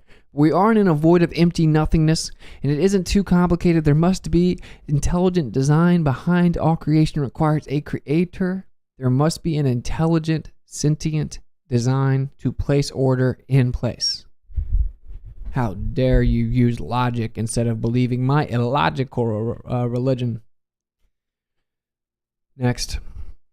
The Earth is indeed the center of the universe. The arrangement of quasars on certain spherical shells is only with respect to the Earth. These shells would disappear if viewed from another galaxy or quasar. This means that the cosmological principle will have to go. Also, it implies that a coordinate system fixed to the Earth will be a preferred frame of reference in the universe. Of course, it is for all things that we do anyway. Anything that we do, we use the Earth as the fixed frame of reference. Anything that we do in the real world, any practical use case. Consequently, both the special and general theory of relativity must be abandoned for cosmological purposes. Y.P. Varshini, the redshift hypothesis for quasars, is the Earth the center of the universe? Astrophysics and Space Science, page 43, 1976. Thus, now here we go. I'm going to start kind of going I don't want to go too fast, but okay. And like I said, I know that some people may think this is information heavy and stuff like that, but I want to make the stream in such a way that you cannot leave here lying to yourself. I mean, you can, but okay. Quote, thus, the theory might be valid provided the universe were packed with matter to the very threshold of perception. Nevertheless, the ever-expanding model of the first kind seems rather dubious. It cannot be ruled out by the observations, but it suggests a forced interpretation of the data. The disturbing features are all introduced by the recession factors, by the assumption that redshifts or velocity shifts, the departure from a linear law off redshifts, the departure from uniform distribution, the curvature necessary to restore homogeneity, the excess material demanded by the curvature. Each of these is merely the recession factor in another form. If the recession factor is dropped, if redshifts are not primarily velocity shifts, the picture is simple and plausible. There is no evidence of expansion and no restriction of the timescale, no trace of spatial curvature, and no limitation of spatial dimensions. Moreover, there is no problem of internebular material. Edwin Hubble, The Observational Approach to Cosmology, page 63. So there is no problem of internebular material, also known as primarily dark matter in today's situation. So, and then this, he knew about this a long time ago, obviously. Actually, dark matter discrepancy was really first pinned in 1933. It's not new. Okay, moving on.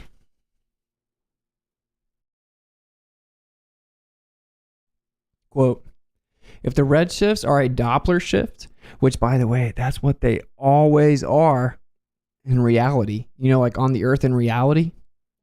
If the redshifts are a Doppler shift, the observations as they stand lead to the anomaly of a closed universe. So if redshifts are what they are, then the observations as they stand lead to the anomaly of a closed universe, curiously small and dense, and, it may be added, suspiciously young. Edwin Hubble, Monthly Notices of the Royal Astronomical Society, 17506, 1937. Bruh. If the redshifts are a Doppler shift, as they always are, the observations as they stand lead to the anomaly of a closed universe, curiously small and dense, as in the medium surrounding you is dense, the universe is closed, it's much smaller than they told you, the Earth is stationary and geocentric, it's special within the center of this electromagnetic fluid-like medium that's very dense around you. Wow, no way. That would just be able to explain everything. That's far too illogical. And may it be added, quote-unquote, suspiciously young. This right here is like lethal. Oh, it's just a quote. Oh, it's from so old. It's from so long ago. This is one of the heroes of the current model, and it's not like what he came up with has been changed. It's still used. That's why you can still invoke him, and you can still invoke Einstein, because what they proposed is still what is used. Next quote. I demonstrate by means of philosophy that the Earth is round. I would love to hear your philosophical debate, my guy. I would have loved to sit down with you and hear all this astounding, immaculate philosophy you have that the Earth defies physics. Was it like the Greeks who thought the Earth must be round because the perfect shape is a sphere? Oh, wow. Philosophical giants. Of course, quarters and pizzas and plates are also round. So is a Frisbee.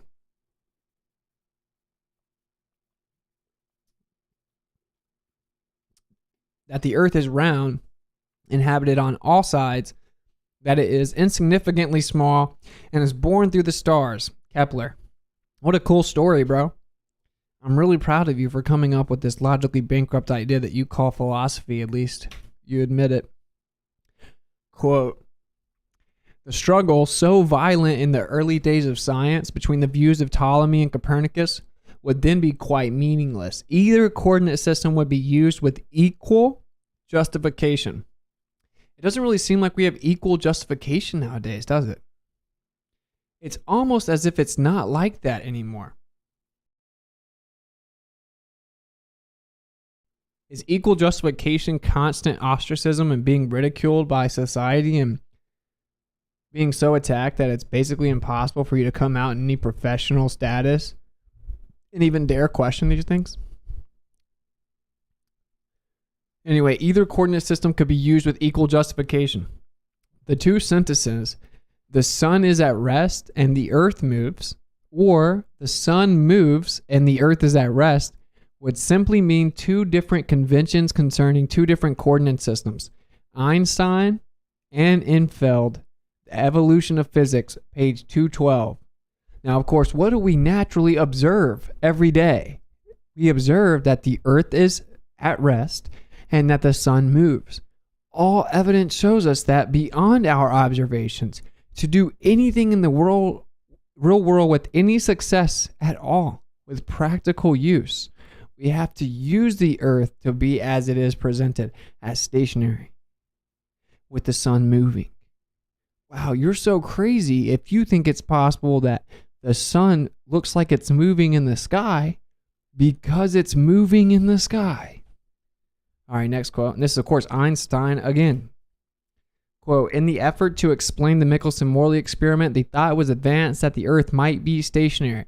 Such an idea was not considered seriously, since it would mean in effect that our Earth occupied the omnipotent position in the universe, with all the other heavenly bodies paying homage by revolving around it. Arthur Otis, Light Velocity and Relativity, page 58. Next quote. I have two things to say that might surprise you. First, geocentrism is a valid frame of reference. And second, heliocentrism is not any more or less correct. Astronomer Phil Plait. Now, he goes on to later say, because he got some kickback for this, well, no, I think heliocentrism is the answer. Lower underneath this quote, he talks about how he thinks that the Earth is in a heliocentric model. But the point is, we're utilizing this to show that it's a philosophy and people come up with philosophical criteria and reasons why they think that the earth is revolving around the sun. And for whatever reason that they may have, whether it be religious, philosophical, or theoretical, as to why they want to believe the earth is not special, is irrelevant to the point of this presentation, and it should be irrelevant to the determination of what is true. Someone else's bias philosophically should have no bearing on your determination of what is truth. Okay? And what he's telling you, which is what is just objectively the case, I have two things to say. Well, it's actually not objectively the case. I'll explain why. But I have two things to say that might surprise you. First, geocentrism is a valid frame of reference. Okay.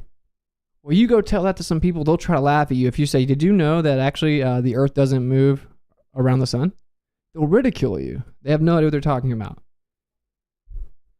And second, heliocentrism is not any more or less correct. Now, this is inaccurate, actually. It is less correct. It's less viable. And I'm going to explain that right now. So he says, I have two things to say that might surprise you. Geocentrism is a valid frame of reference, and heliocentrism is no more or less correct. This is actually an inaccurate statement, though, because heliocentrism comes with a ton of other claims. So if you claim that the Earth is revolving around the sun, you don't get to just tap out right there and make the claim about the solar system. It comes with claims about the whole universe. If that is the case, and that's the universe, or that's the solar system within the universe, then that has drastic implications as to mass distribution, what's outside of the solar system, how it's within all this other area of space. Jimbo Elrod Jr., welcome to the Miswits. Let's give him a round of applause. Thank you for coming to Miswit. Thank you for being a member. If I can get you over here, we can get you. Oh, yeah. So that's the truth of the matter, is actually the heliocentric model is less viable because it has all kinds of discrepancies. The same ones that Edwin Hubble were talking about are still here. Dark matter and dark energy. We covered modern quotes. We covered old quotes. It's still the same problem. It's been the same problem the whole time. If you think that the Earth is a tiny speck of dust in an ever-expanding universe revolving around the sun, 66,600 miles per hour, then you have the problems of dark energy, dark matter, the fact that you think you're looking back in time when you look super far back, and the galaxies are way too frequent and way too developed within your paradigm. The galaxies have 3% of the mass predicted. You need way, way, way more energy to explain how the universe can expand the way that it is, with all these presuppositions that, okay, actually it's all random and chaotic. Never mind, the information showed us that it's all moving away from the Earth, like the Earth is the center, so we must come up with a new idea, which is that no matter where you are in the universe, it's going to look like you're in the center. Over and over, they modify their belief system to keep it intact due to religious zealotry and philosophy. That's what it is, frankly. And you can't have any explanations for any of this. If the Earth is just stationary and the Earth has the sky moving around it, We don't have these problems. If you have a more dense medium and the Earth is stationary, you don't have these problems. So it's not that heliocentrism is not any more or less correct. It's objectively less correct. It's less viable. It's actually been falsified, as has the radius value of the alleged sphere Earth. This is objective. Why do they tell you that this is all definitive fact for one side when actually it just isn't, though? If it really was a ball that spins around and then revolves around the sun, they wouldn't have to lie to you and tell you that it's been definitively proven. They would tell you it's a philosophy and we haven't proved it. We can't prove it from the Earth. They would be honest. Usually you don't have to lie a lot if you're telling the truth. All right, next quote. The explanation which had the most appeal in accounting for the negative result of the Michelson-Morley experiment was one that was literally dreamed up for the purpose. Literally dreamed up for the purpose. That's science, guys. That's science. It is the so-called Fitzgerald-Lorentz contraction, which we just read Lorentz earlier saying that everything occurs as if the Earth is at rest. In 1893, Fitzgerald suggested that all objects contracted in the direction of their motion through the ether. He reasoned that if ordinary objects flattened out upon impact with other objects, a rubber ball hitting a wall or a ripe tomato dropped on the floor, for example, then why would it not be possible for objects that move through the ether to have the force of the ether push them in or contract them? This would adequately explain the results of the Michelson-Morley experiment. The arm of the interferometer moving against the ether would be shortened so that, even though the light wave traveling in that particular arm might be slowed down by the ether wind, this would be compensated for by having its path shortened. Wow. Objections to the Fitzgerald-Lorentz contraction hypothesis were rampant, as was to be expected, not only because there was no evidence to prove that such an effect took place, but particularly because Fitzgerald could not explain why objects would contract due to motion through the ether. The contraction hypothesis was originally advanced as a possible explanation for Michelson and Morley's results, providing such an effect existed. Then, too, the theory said that all materials traveling with the same velocity with respect to the ether would contract the same fractional amount. Since iron is much heavier and stronger than wood, for example, one would expect a greater contraction for wood than for iron, but this too went unanswered. And then Einstein stole this idea, which you see right here, that he actually proposed it within the idea of the ether, desperately trying to explain Michelson-Morley but keep the Earth revolving around the sun to keep the Copernican principle alive. Einstein stole this. Einstein didn't come up with anything. His entire theory he stole, and he stole this as well. He stole this Lorentz contraction, and instead of it being in the ether, he had to throw the ether out, right? So he just invoked space and time. He says ether exists in the sense that there must be physical properties, so you can call it that if you want to, but he threw the ether out. And then he hijacks this, but then doesn't give an explanation as to the mechanism that contracts, because he throws out the background medium. That could be mechanical. And of course, the contraction issue has numerous problems with it. Like, why does it all contract the same, despite what it's composed of? And many other things. And it's to this day not explained, but this must be the case. You must claim that what they tried to measure the light with physically shrank, and no one could tell, and time physically stretched out. Time, the concept of time, the concept physically stretched out and slowed down, while the measuring apparatus physically shrank, so it tricked you into thinking that nothing happened. And we can't explain why to this day, but here's some math to fix your problem. Next quote.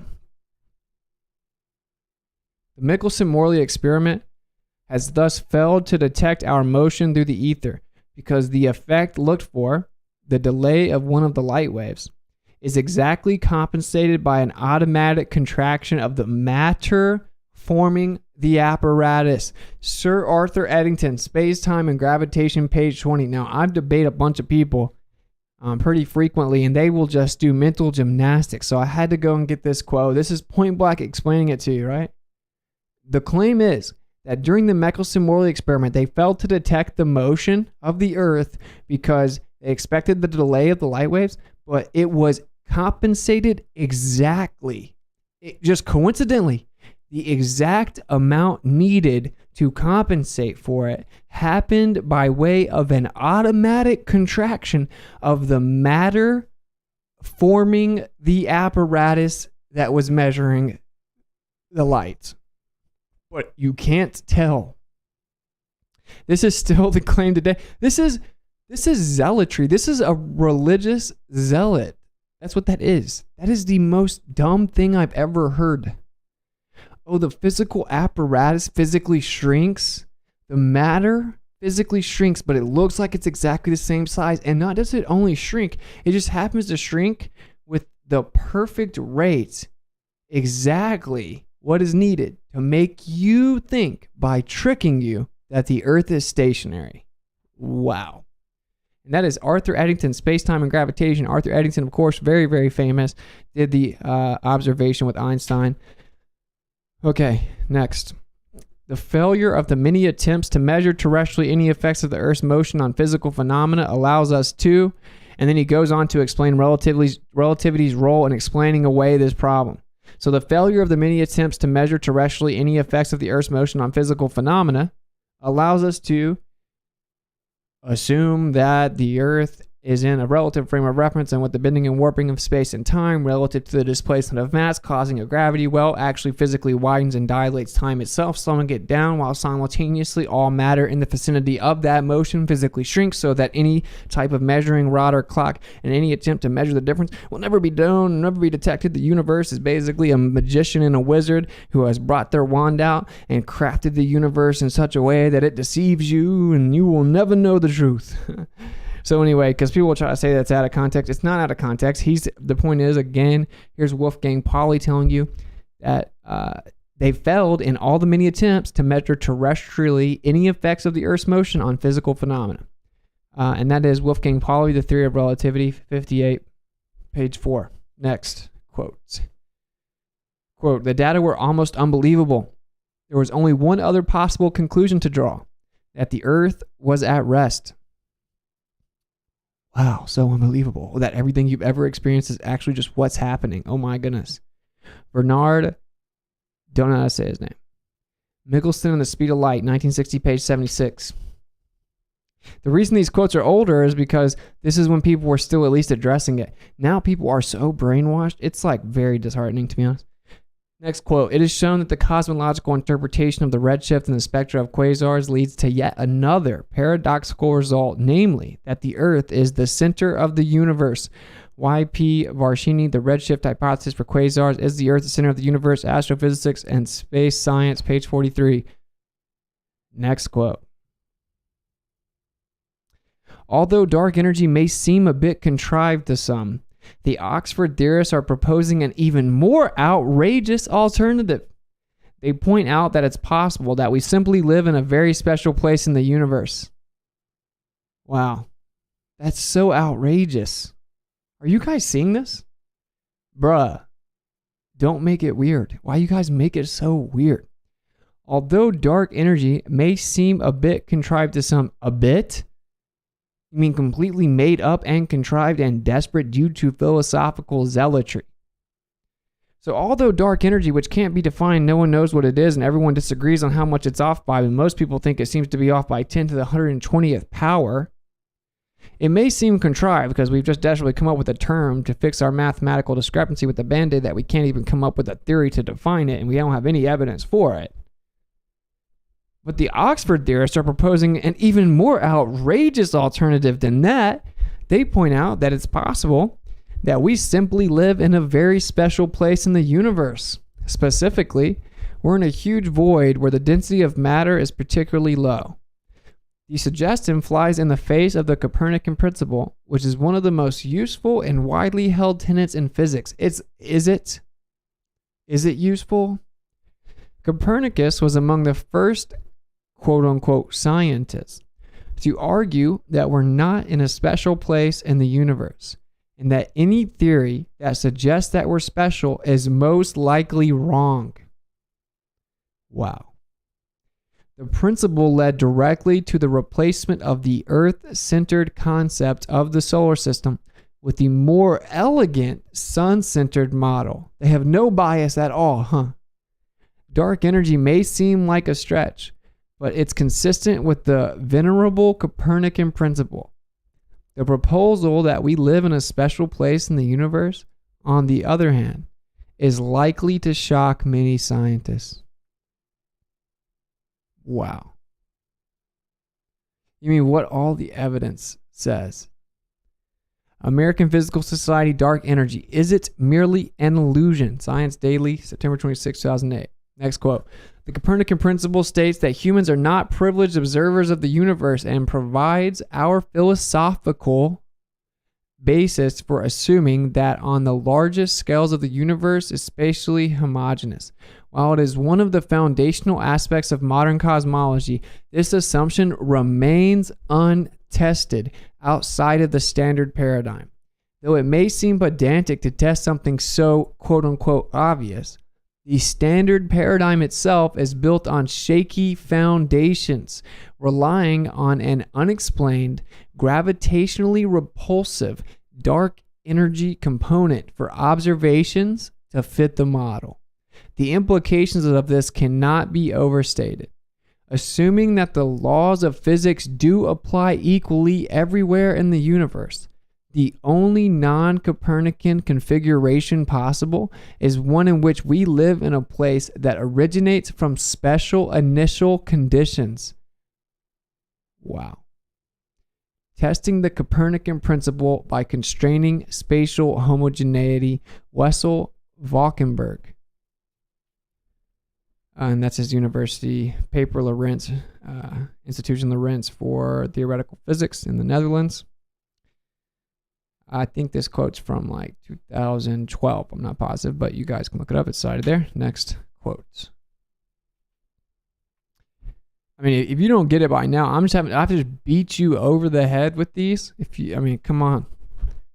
Next quote. The popular belief that Copernicus, his heliocentric, Freudian slip there, his holy system, because it's a religion. How dare you? The popular belief that Copernicus' system constitutes a significant simplification of the Ptolemaic system is obviously wrong. The choice of the reference system has no effect on the structure of the model, and the Copernican models themselves require about twice as many circles as the Ptolemaic models and are far less elegant and adaptable. Look, I want to come over here for you guys with this one. Don't make this weird. I'm telling you, man. This is wild to me. Every time I go through these, I'm just like, bro, what did they do? The spell they cast onto the world, bro. So this is what's so funny now. People say, oh, it just worked so much better. We could never explain if the Earth was stationary in the center. We could never explain it. Yeah, we could.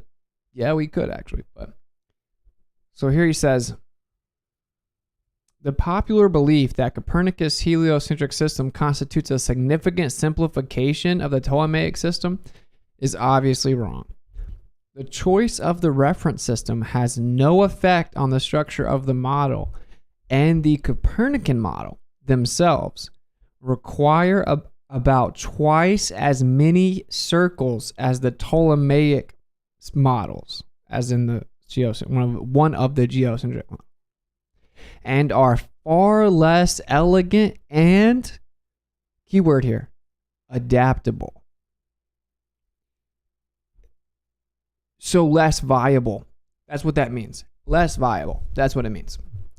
So you want to let people like tell you all these stories about how you're crazy to ever dare question it. The truth is the geocentric model objectively is more viable on many fronts. All the observations show us that. All the evidence shows us that, both terrestrially and when we look out in the sky and people make up stories.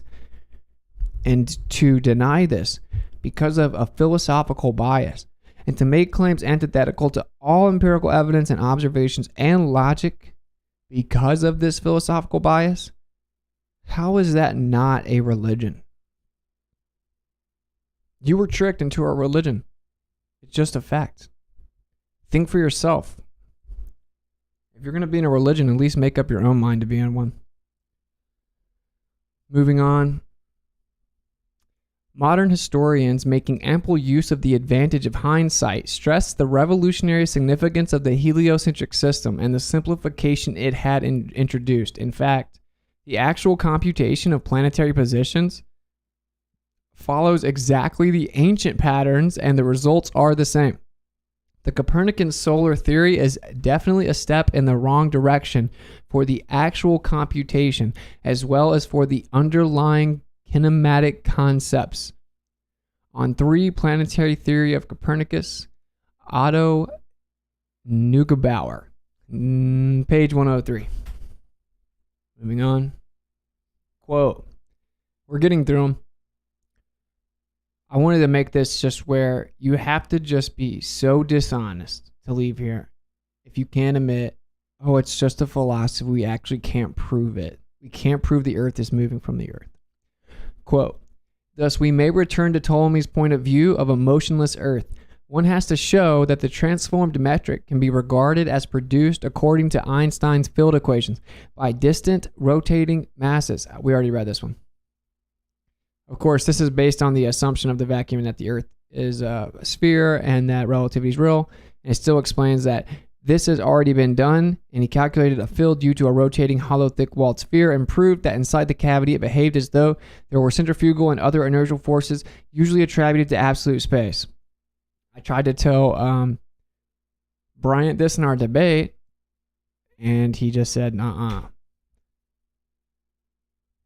Next quote.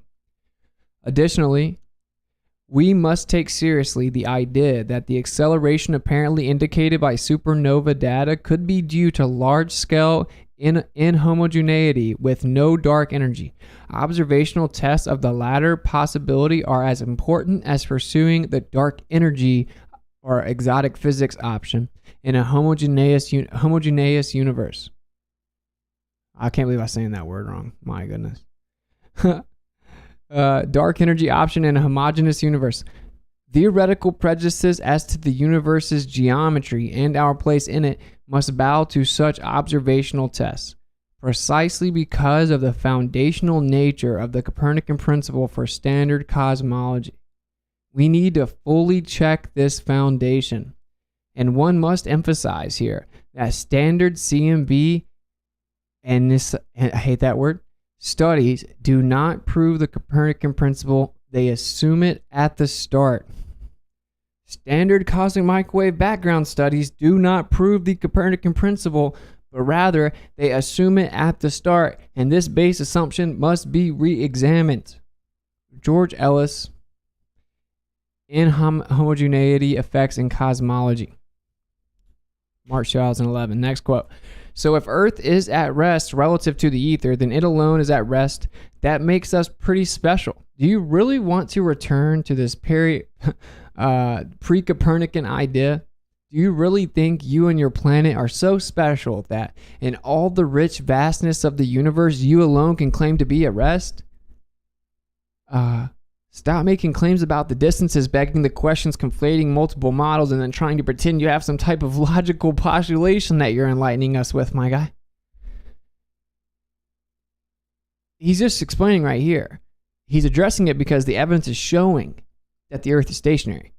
Well, you think the Earth is at rest relative to the ether? Because then it alone is at rest because everything else is obviously moving around us. That makes us pretty special. Do you really want to be special? Do you really want to think that the place that you live is so special that in the entire universe, you're the one that's at rest and everything moves around you as if you were created and cared about? Physicist Richard Wolfson. Next quote. In order for the Earth to be at rest in the center of the system, we already read that.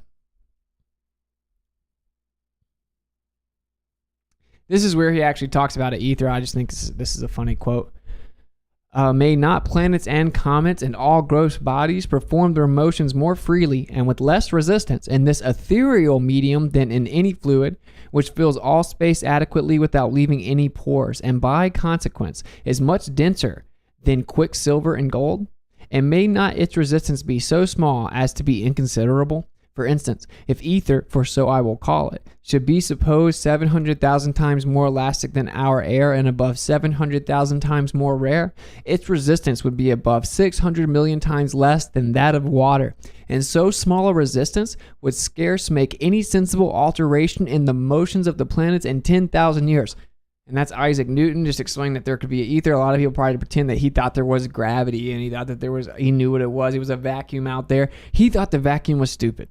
He said to think that something like gravity could act on other matter through the vastness of a vacuum is to him so great an absurdity that no one that's even slightly competent in philosophical deduction would ever fall into such a stupid idea. Here he is talking about the ether, just thought that was funny. Move on. Oh, here's the quote. It is inconceivable that inanimate brute matter should, without the mediation of something else, which is not material, operate upon and affect other matter without mutual contact, as it must do if gravitation, in the sense of Epicurus, be essential and inherent in it. And this is one reason why I desired you would not ascribe innate gravity to me, that gravity should be innate, inherent, and essential to matter, so that one body may act upon another. And that's what mass attracting mass is, by the way. At a distance through a vacuum, without the mediation of anything else, by and through which their action and force may be conveyed from one to another, is to me so great an absurdity that I believe no man who has in philosophical matters a competent faculty of thinking can ever fall into it. Gravity must be caused by an agent acting constantly according to certain laws, but whether this agent be material or immaterial, I have left to the consideration of my readers. Isaac Newton in a letter to Richard Bentley in 1692. So you guys need to stop making claims about Newton if you don't know what he actually said. He thought mass attracting mass was ridiculous. Next. Quote, Newtonian laws operate in a world model that is very different from everyday intuition. Because Newtonian space is infinite and homogeneous. Earth and its surface are not special places. The directions up, down, and sideways are fundamentally similar, nor is rest privileged over uniform motion. None of these concepts matches everyday experience. They troubled Newton's contemporaries and even Newton himself. Frank Wilczek, I don't know how to say his name. He's a professor of physics at MIT, Nobel Prize winner.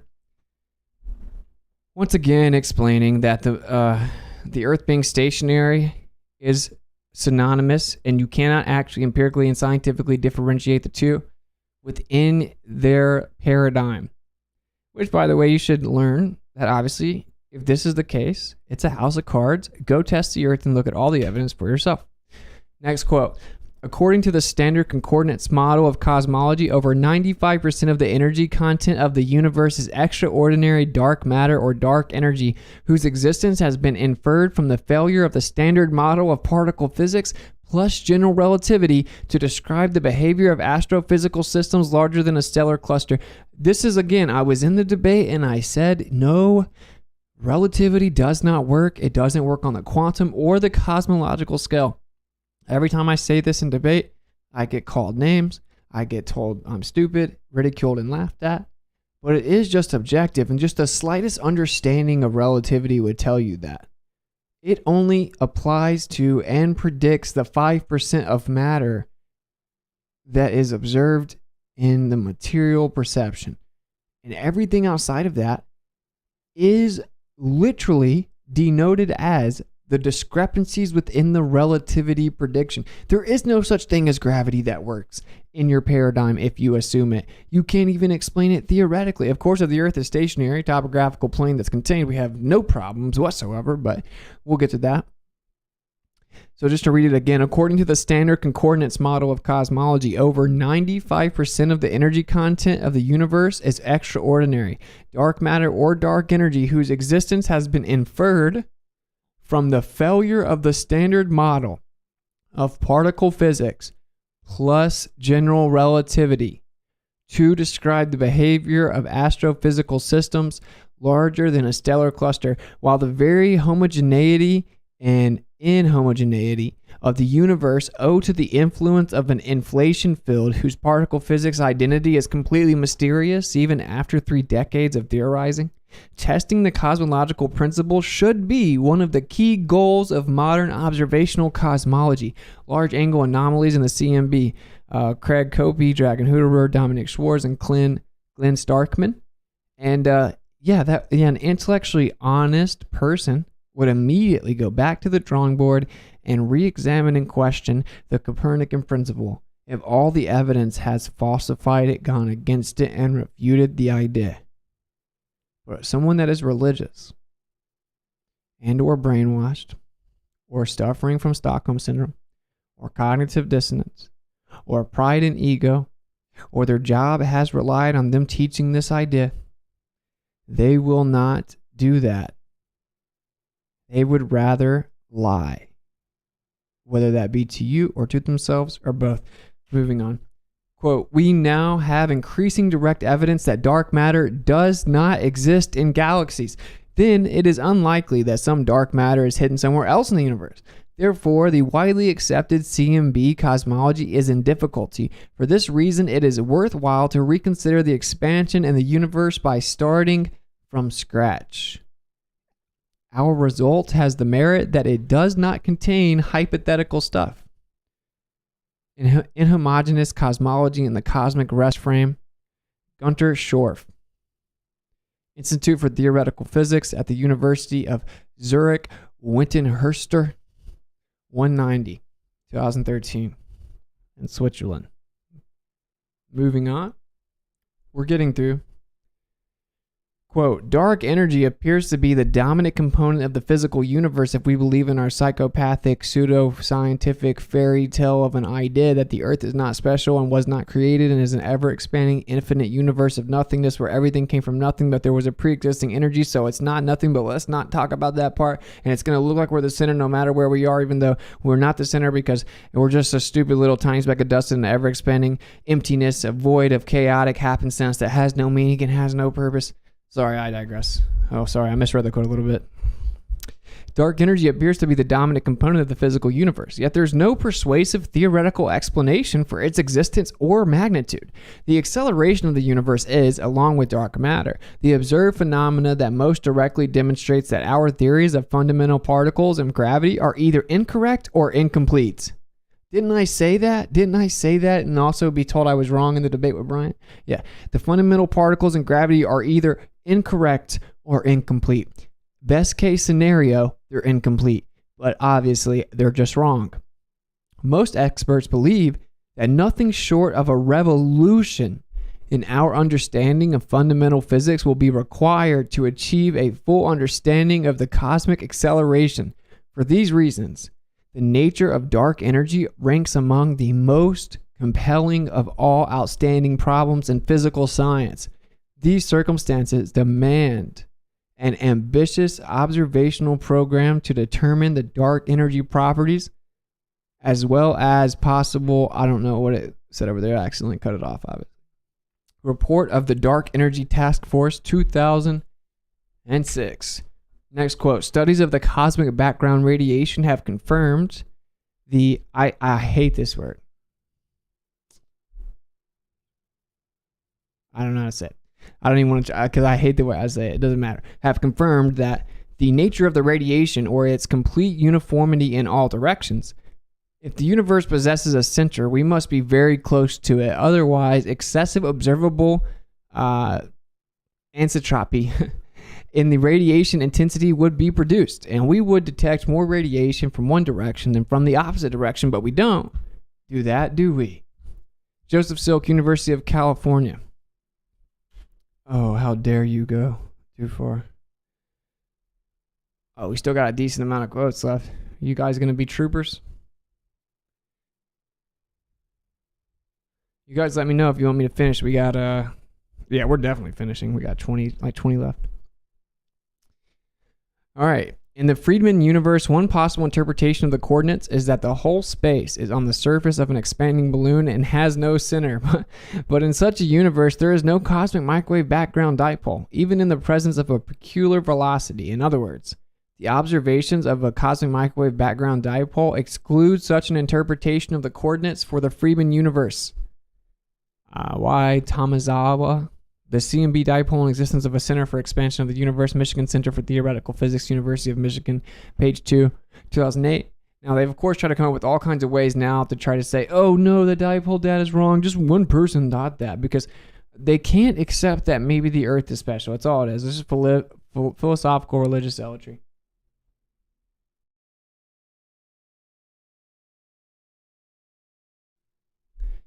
In a whirl, quote, we found something very bizarre.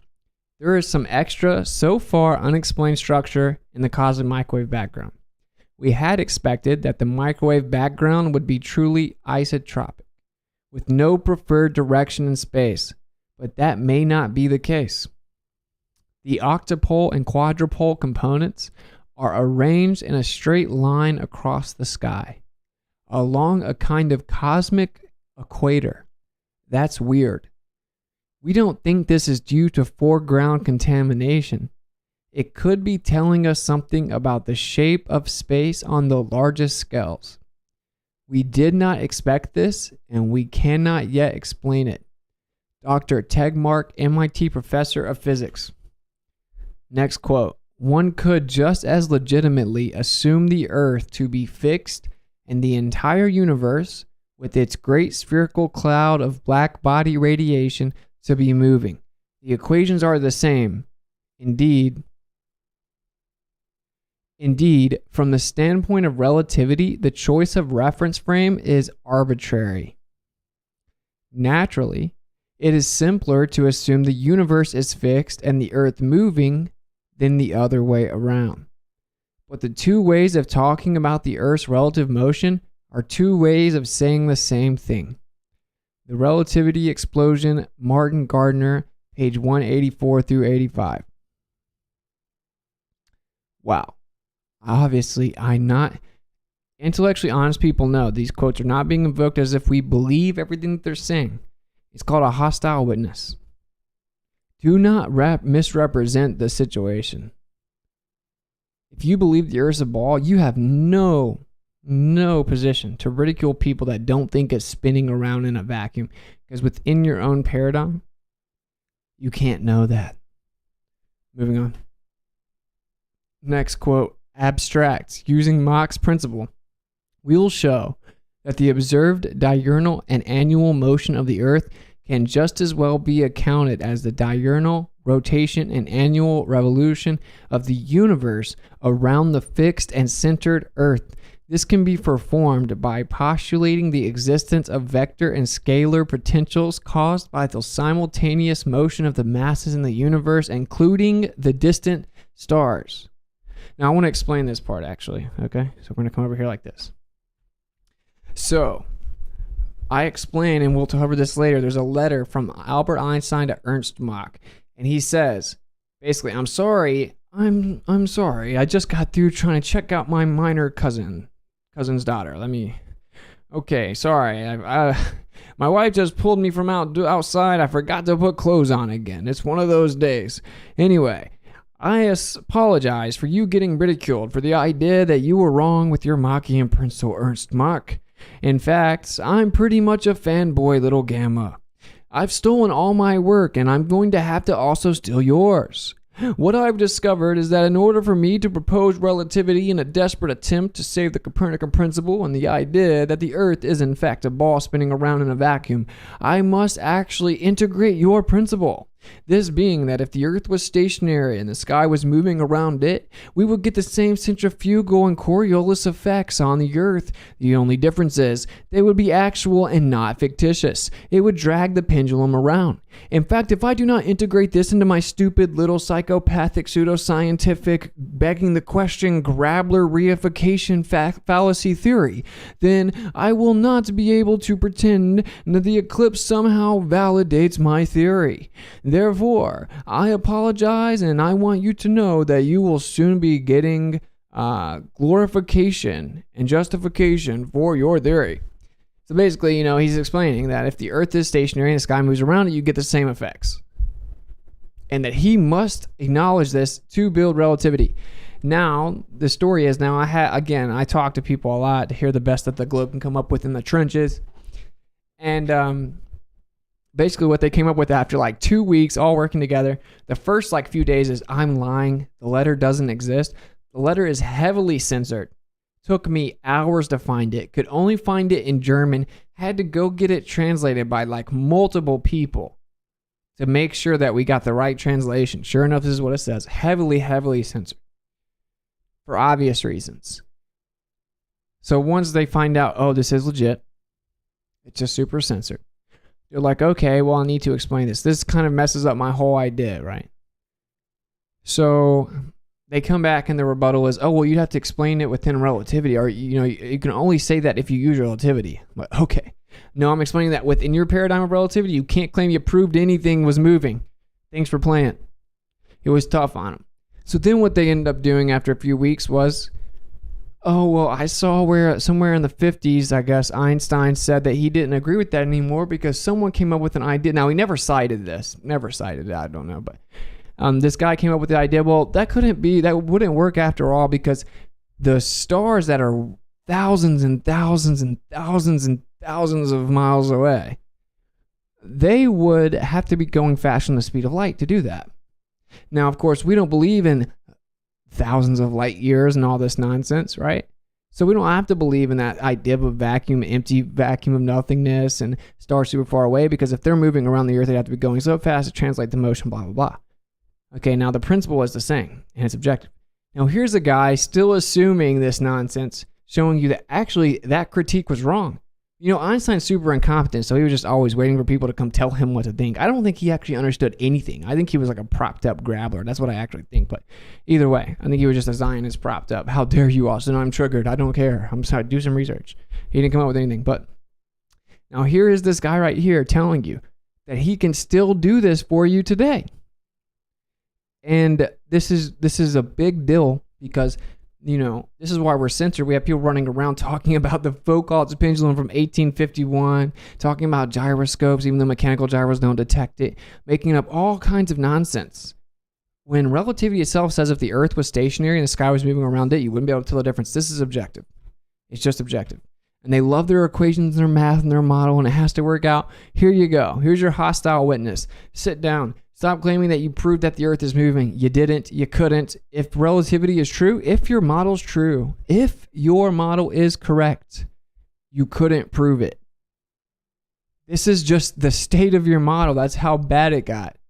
This is just objective. So please, just chill out, bro. Stop making it so weird. All right, moving on. I wanted to explain that. Quote, do the heavens revolve or does the earth rotate? The question is meaningless. A waitress may just as sensibly ask a customer if he wanted ice cream on top of his pie or the pie placed under his ice cream. Martin Gardner, The Relativity Explosion, page 84 through 85. Of course, the question isn't that meaningless because if the earth is stationary, it comes with philosophical implications such as it was placed there. Next quote. One can, of course, believe anything one likes as long as the consequences of that belief are trivial. But when survival depends on belief, then it matters that belief corresponds to manifest reality. We therefore teach navigators that the stars are fixed to the celestial sphere, which is centered on a fixed earth and around which it rotates in accordance with laws clearly deducible from common sense observation. The sun and moon move across the inner surface of the sphere and hence perforce go around the earth. This means that students of navigation must unlearn a lot of the confused dogma they learned in school. Most of them find this remarkably easy because dogma is as may be, but the real world is as we perceive it to be. If Andrew Hill will look in the Journal of Navigation, he will find that the Earth-centered universe is alive and well. Darcy Pettyhoff, Royal Air Force College, Cranwell, Lincolnshire, England, New Scientist 79, volume 83, 1168, page 543. This is also pretty censored too. Really funny, but of course, the Earth is actually a stationary topographical plane, but you'll get there, Darcy. Maybe you did. Next quote. No physical experiment ever proved that the Earth actually is in motion. Lincoln Barnett in his book, The Universe in Dr. Einstein's second edition. Next quote. Today, we cannot say that the Copernican theory is right and the Ptolemaic theory is wrong. In any meaningful sense, the two theories are physically equivalent to one another. Science today is locked into paradigms. Every avenue is blocked by beliefs that are wrong. And if you try to get anything published in a journal today, you will run up against a paradigm and the editors will turn you down. Astronomer Fred Hoyle, who coined the term Big Bang. And this is 1,000 times worse today than it was then. Whereas if you get on YouTube, Instagram, Twitter, you name it, Facebook, you try to talk about these truths, you will be drastically censored, shadow banned, put into a corner, demonetized, and then you will have all kinds of bots troll your channel with all kinds of psychological attacks and manipulation to try to basically demoralize you. Then you will have actually other toxic people come and be allowed to do all the craziest stuff, death threats, you name it.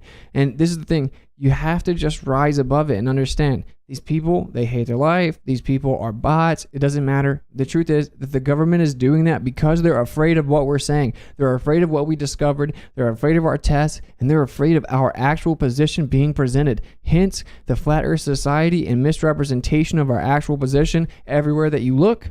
Hence, all the anti-Flat Earth losers that could never make any type of content that people want to see without Flat Earth, whose entire life and obsession and profession is hating on Flat Earth.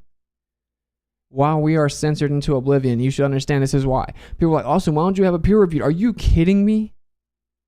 Decades ago, it was known that if you even tried to question the Copernican principle and the idea that the Earth's revolving through a vacuum around the sun, that you wouldn't be able to get anything published. You're talking about now where censorship is up by like 1,000% more than that. You're asking me why we don't have peer reviewed. So you're being disingenuous if you talk like that and you act like that. That's weird to me. That means that you're making it weird, bro. You're just being weird. All right. Anyway, moving on. Next quote. We know that the difference between a heliocentric theory and a geocentric theory is one of relative motion only, and that such a difference has no physical significance. Astronomer Fred Hoyle again. Next quote from the same guy. We might hope, therefore, that Einstein's theory, which is well suited to such problems, would throw more light on the matter, but instead of adding further support to the heliocentric picture of the planetary motions, the Einstein theory goes in the opposite direction, giving increased respectability to the geocentric picture. Again, Sir Frederick Hoyle, Nicholas Copernicus, an essay on his life and work, page 87. Next quote. This null result was one of the great puzzles of physics at the end of the 19th century, obviously talking in context of Michelson-Morley. One possibility was that velocity would be zero and no fringe shift would be expected, but this implies that the Earth is somehow a preferred object. Only with respect to the Earth would the speed of light be c as predicted by Maxwell's equations. This is tantamount to assuming that the Earth is the central body of the universe. Dudley, Cole, Physics Principle with Applications, 1985, page 613 through 14. In 1980, page 625, physics textbook. Next quote. Obviously, I'm speeding up. We're almost at the end. Whether the Earth rotates once a day from west to east, as Copernicus taught, or the heavens revolve once a day from east to west, as his predecessors believed, the observable phenomena will be exactly the same. This shows a defect in Newtonian dynamics, since an empirical science ought not to contain a metaphysical assumption which can never be proved or disproved by observation. Dennis, schema, the unity of the universe.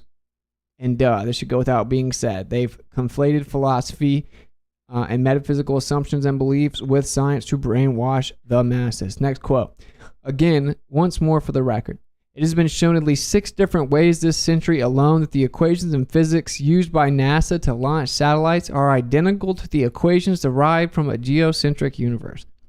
Thus, if the space program is proof of anything, which it's not, it proves geocentricity and disproves heliocentrism. The evidence for heliocentrism is even weaker than the evidence for evolution.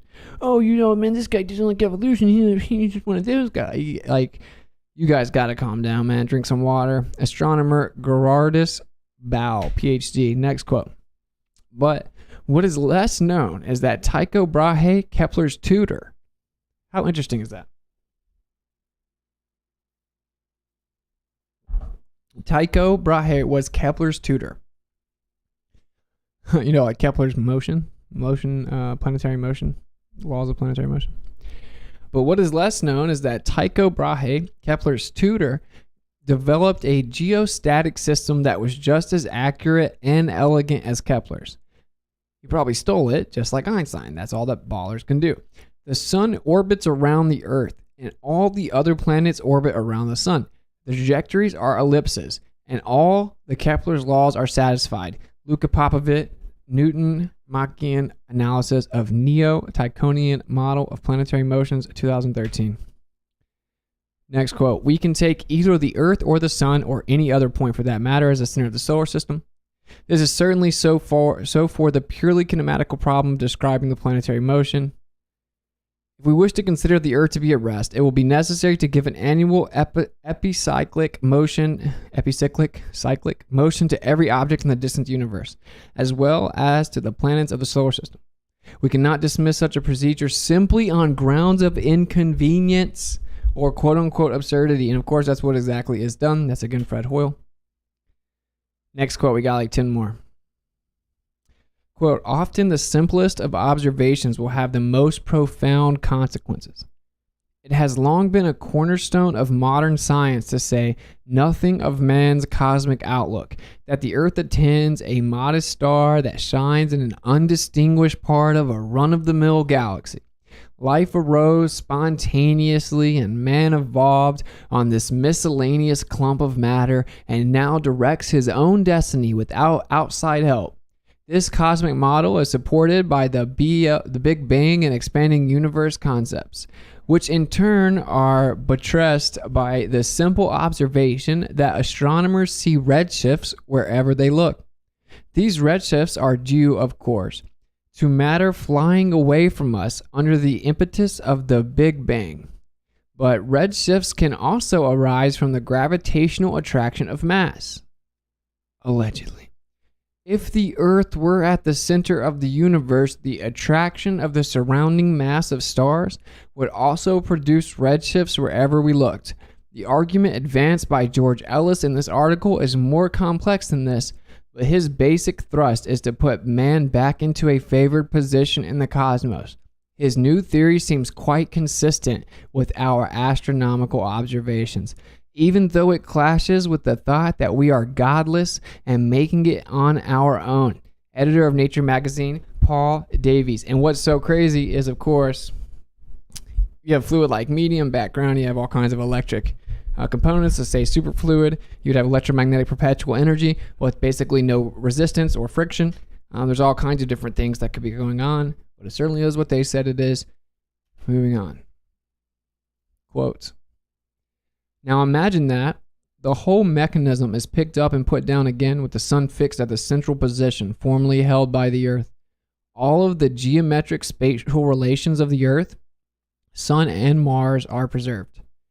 And since only the fixed point of the mechanism has been changed, all the relative motions must be identical. The Tychonic system is transformed to the Copernican system simply by holding the sun fixed instead of the Earth. The relative motion of the planets are the same in both systems, and the harmonies are therefore preserved. Thomas Kuhn, The Copernican Revolution. Next quote. This assumption is made because it is believed to be unreasonable that we should be near the center of the universe. George F.R. Ellis is the universe expanding, general relativity, and gravitation. Oh, it's believed to be unreasonable that we should be near the center of the universe? Why is that? Oh. Because it would mean it was created. Next quote. In the Ptolemaic system, the Earth is considered to be at rest and without rotation in the center of the universe, while the Sun, other planets, and fixed stars rotate around the Earth. In relational mechanics, this rotation of distant matter yields the force. Now the gravitational attraction of the Sun is balanced by a real gravitational centrifugal force due to the annual rotation of distant masses around the Earth, with a component having a period of 1 year. In this way, the Earth can remain at rest and at an essentially constant distance from the Sun. The diurnal rotation of distant masses around the Earth with a period of 1 day yields a real gravitational centrifugal force flattening the Earth at the poles. Foucault's pendulum is explained by a real Coriolis force acting on moving masses over the Earth's surface. The effect of this force will be to keep the plane of oscillation of the pendulum rotating together with the fixed stars. André Astasis, professor of physics at the University of Campinas, Unicamp in Brazil. Relational mechanics, page 190 through 191. And I was told that I was wrong about that, of course. It's just, please, can people stop lying? You're making it so weird. Dude, according to your own belief system, your own religious idea of the earth being insignificant, your little religion that is spinning and vibrating and all that stuff, you can't prove it. And if the sky was moving, you get the same results. Just absorb your position for what it is. Most people don't know that. I do this for honest people that haven't looked at it yet. Right? You need to know what you were actually tricked into believing, because they lied to you. Whether you want to believe it or not, you were lied to. They told you this was science, and it's not. It is philosophy. Next quote. The problem which now faced science was considerable, for there seemed to be only three alternatives. The first was that the earth was standing still, which meant scuttling the whole Copernican theory and was unthinkable. The second was that the ether was carried along by the earth in its passage through space. The third solution was that the ether simply did not exist, which to many 19th century scientists was equivalent to scrapping the current views of light, electricity, and magnetism and starting again. Ronald Clark, Einstein, The Life and Times, page 109 through 110. Next quote. We're almost done. What happened when the experiment was done in 1887? We already read that one. Good. Next quote. Now imagine that the whole mechanism is picked up and put down again with the sun fixed at the central position formerly held by the earth. All of the geometric spatial relations of the earth, sun, and moon. Oh, we also read that one. Next quote. This assumption is made because it is believed to be unreasonable that we should be near the center of the universe. We should read that one 50 times, but we also read that one. All right, here we go. This is a letter from Albert Einstein to Ernst Mach, June 5th, 1913. This was not easy for me to find it. It was actually very difficult. So I could only find it in German. I finally found it after hours and hours. I took some screenshots, put them together for this right here. So you can take this screenshot if you would like. And I'll try and put a bunch of sources in. I don't feel like getting all these sources. You guys can look these up. Has someone got a link to all these quotes, or do I got to do it?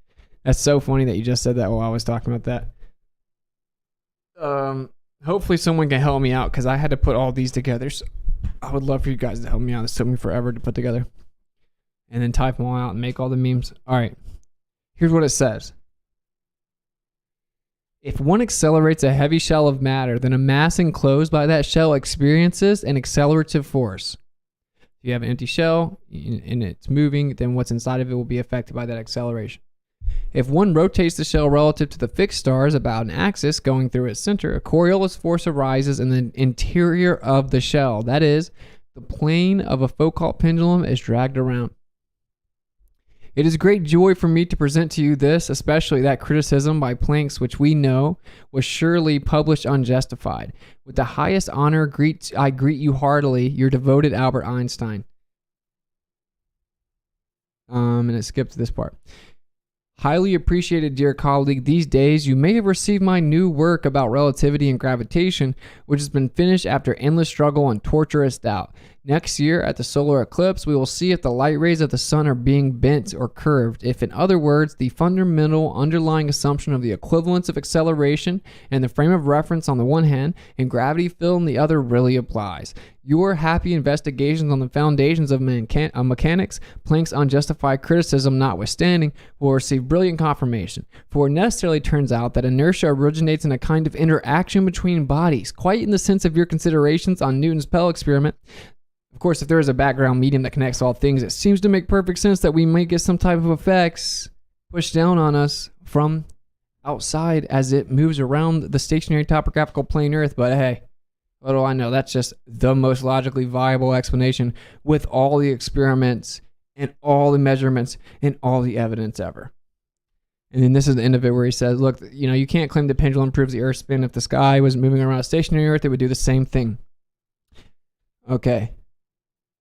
Now, I read this quote in my my debate, and I'm going to end it with this quote. And this sums up all of it. None of this was cherry-picked. All of this is in context. They meant everything that they said. It is just objectively what they were saying. Okay. Quote, such a condition would imply that we occupy a unique position in the universe, analogous, in a sense, to the ancient conception of a central Earth. This hypothesis cannot be disproved, but it is unwelcome and would only be accepted as a last resort in order to save the phenomena. What would have to happen for that to be the case? Because that's not even true. Nothing could happen that would make you do it. It's already been debunked and you can't explain the phenomena for decades now. There's nothing that could happen. Therefore, we disregard this possibility. Now, that's what actually happens. The unwelcome position of a favored location must be avoided at all costs. Such a favored position is intolerable. Therefore, in order to restore homogeneity and to escape the horror of a unique position, it must be compensated by spatial curvature. There seems to be no other escape. Edwin Hubble. The horror of a unique position. A special position is intolerable and must be avoided at all costs. Now, like I said, I know that this was like real information heavy, is like reading. It was me reading a lot of quotes, but what I'm hoping is that some of you guys can go through it, screenshot, pick out quotes, share with other people. If you want to wake someone up, I think a good first step is to point out the geocentric aspect of things and how there is no actual evidence that the Earth is moving. And according to Relativity, which was only proposed to save the heliocentric model because the evidence showed that it wasn't moving, says that you could never prove it. That's what it says. That's literally what it says. Okay, so show people the stream. I know it's kind of long of me just reading them all, but they can go through them, pause them, read them when they want. But if someone is interested in the truth, they will look at those quotes and they will be blown away with what they're saying. Like, wow, like these experts are saying this. See, this isn't what I was told via the censorship of Google and YouTube and stuff. And so I'm hoping that will end up being a valuable resource to people. So I know it wasn't like a typical stream where I'm talking to you guys and you can see me a lot, but hopefully you guys enjoyed it, or at the least it will be a valuable resource to you. Again, just like I said at the beginning, people will try to say that they're cherry picked and they don't mean what it says. It does. No one's claiming these people think the Earth is flat. No one's claiming that these people think that the Earth is even necessarily stationary. Some of them do. Some of them don't. That's not what they're invoked to show. It's layers of specifics of how it could be explained with it being stationary this way, this way, this way, this way, this way, this way, or this way. In fact, it being stationary is shown with this evidence, this evidence, this evidence, this evidence, this evidence. We had to make up a new idea of this and this and this and this and this to try to explain how maybe it's not stationary, and that is the truth. And that it is actually a philosophy. And in fact, I will finish with this right here. I forgot there was one more quote. I think it's this very thing. This is, again, I think I started it with it. It's the sum of the whole thing right here. There it is. I can construct for you a spherically symmetrical universe with Earth at its center, and you cannot disprove it based on observations. You can only exclude it on philosophical grounds. In my view, there is absolutely nothing wrong in that. There is something wrong in that. If you ignore all empirical evidence and you deny it just because you have some weird little creepy philosophy where you don't want to be special or have moral accountability, so you mislead millions of people with your pride and ego, propagating some type of lie because of some philosophical bias you have, antithetical to evidence, there is a problem with that, especially whenever it has drastic spiritual and moral implications that mislead children into nihilism and materialism, and then they turn over to the state as if that's their God. Yeah, there is a problem with that. What I want to bring to the open is the fact that we are using philosophical criteria and choosing our models. A lot of cosmology tries to hide that. Yeah, you don't say. A lot of people try to hide that in every sector, in every field regarding any of these discussions. So anyway, hopefully you guys enjoyed. I'm pretty tired after that, honestly. Reading it out, even got out of breath at one point. That was a lot for me to have to read all that. I wanted to get that out just so people have a more modern, decently aesthetically pleasing compilation of all the geocentric quotes from many prominent people, so you can kind of help wake up some people and break through their cognitus. And maybe if people can sit through this stream and actually pay attention and still not understand that there's no evidence and not be honest about the conversation, they're not ready for the truth. They're just not. Like, there's no way. Kind of like how if they can't be honest enough to say, maybe the moon landing didn't happen, they're not ready for the truth, right? So, there's that. All right, hope you guys enjoyed. 2 hours of quotes would be tiring. Yeah, it was awful. It was awful in a way, for sure. All right, I don't think I see any donations, so I think we're good. No, I'm super tired.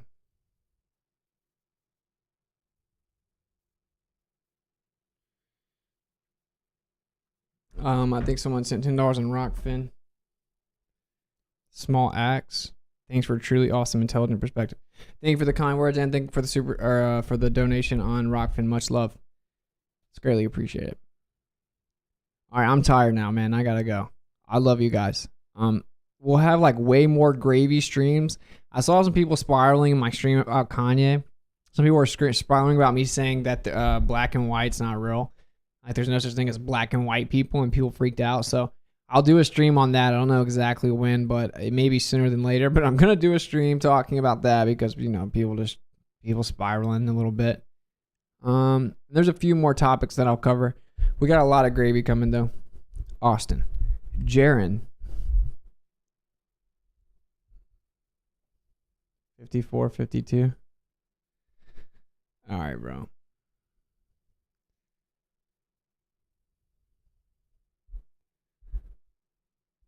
Oh, this is the first time I debated him? What I don't get is why when you have the pop-out chat, it opens up like that. That's so annoying. What's next? Genocide?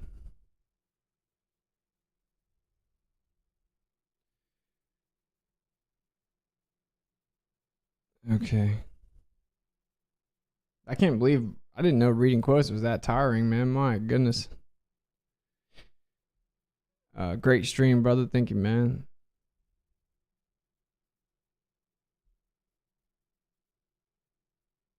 All right, let's check out what you're talking about, Jaron. Classic. What does that sound? Noise he makes. Ethan W04. Where's it at? I feel like I'm being trolled right now. All right, let me fix the chat overlay. Oh. All right. Why is it not working? I don't know. I'm being trolled. All right, there you go. Great stream, brother. Thank you, Ethan W0406. Thank you for $20 super chat. Greatly appreciate it. Thanks for the kind words and support. All right, now we're gonna come over here and we're gonna look at this. What's going on with this little stream? This video. I forgot what the timestamp was. 54 what?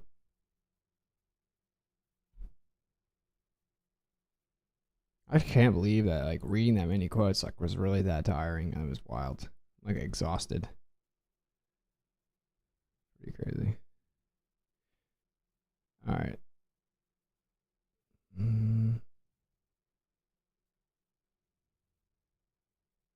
54, 52. All right, bet.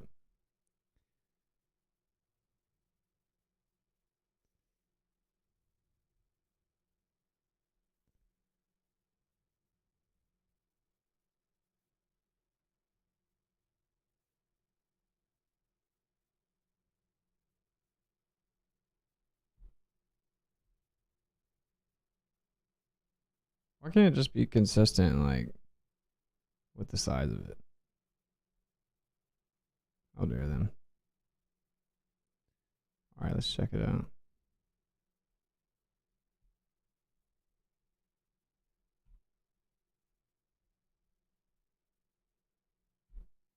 Observable phenomena is that the Earth doesn't move; it's stationary. To do anything in over the North Pole, quote unquote, just a geographic location you're not allowed to go to, and it continues to reset. The default position is that. Now, you're making a claim antithetical to observable phenomena, so you have the burden of proof times a million. You're making a claim antithetical to what's actually observed. What sound are you talking about, man? What? 54, 52. Oh, I'm not there yet. Antithetical self All right, so here much we in the go. way from you in terms of explained Second one. why it's evidence and how we know that it's evidence. I didn't really hear much in the way from you in terms of responding to that. You did cite Einstein, and that quotation is correct. But the thing that is often left out is what Einstein was talking about there was movement of the Earth through the What ether. was This is that? what No, bro. that Yo. quotation is correct. But the thing that is often left out is what Einstein was. Bro, you gotta chill. How you gonna do that to me, bro? Bro, that is... What is going on, man? Queef it. This dude had a baller meltdown, bro. Yikes. Man, I threw him in my haters response video. That was pretty hilarious, I will admit. I'm gonna have to listen to it one time. Sorry, Really Leo. hear much in the way from you in terms of responding to that. You did cite Einstein, and that quotation is correct. But the thing that is often left out is what Einstein was speaking about there was. Yeah.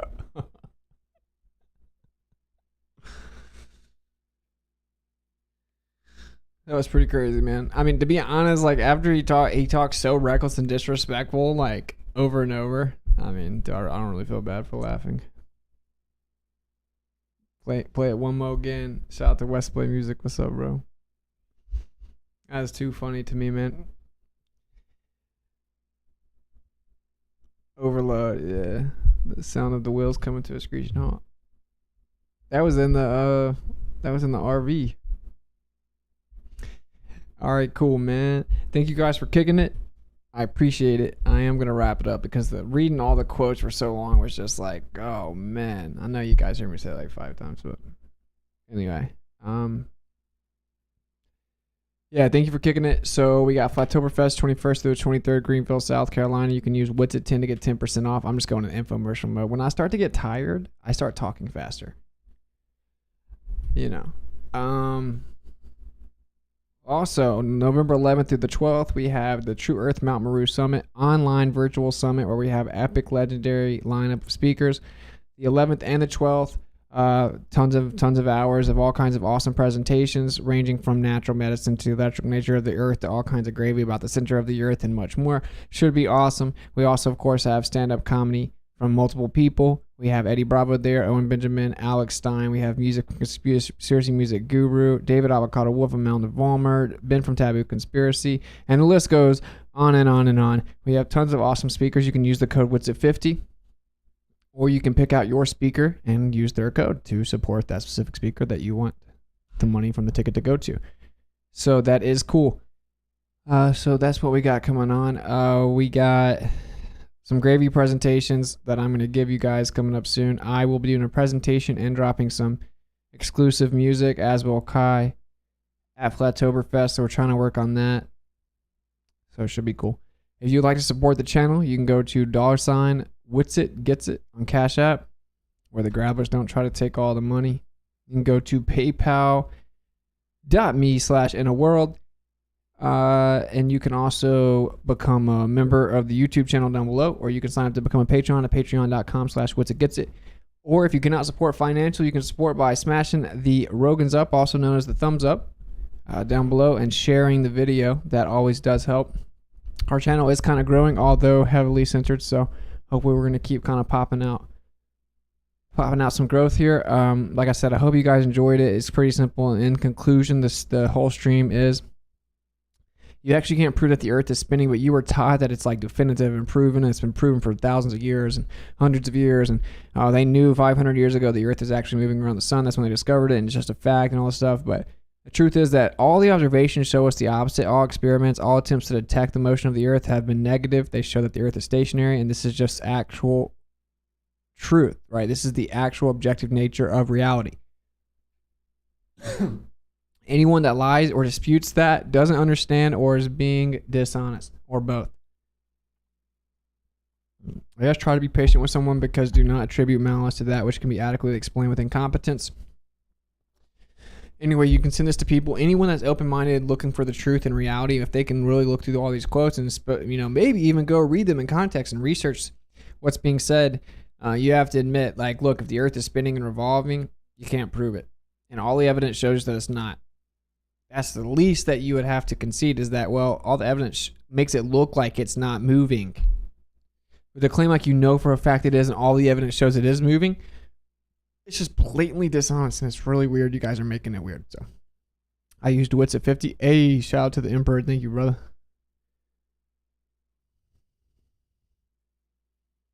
I say brother a lot, and I don't always know.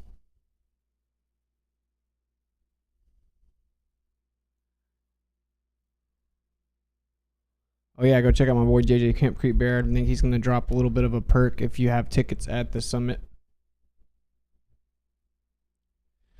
Tickets for the summit.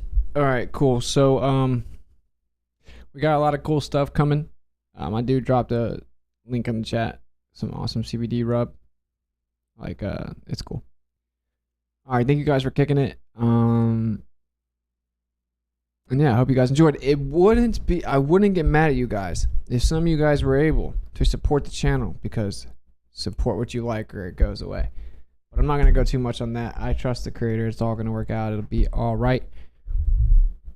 But yeah, and like for all the people spiraling about like the summit, you don't have to go, man. Like it's all about the money, grifters, shills, all this crazy stuff. It's like, bro, from a list of people that give nothing but free content out away to everyone constantly, nonstop, putting all kinds of time into it around the clock. What are you talking about? Anyway, I'm not even going to feed into that and give too much energy. It's the people that make no content, do nothing for Flat Earth, have woken no one up, do no activism, have never done anything but sit in the corner behind their anonymity and talk.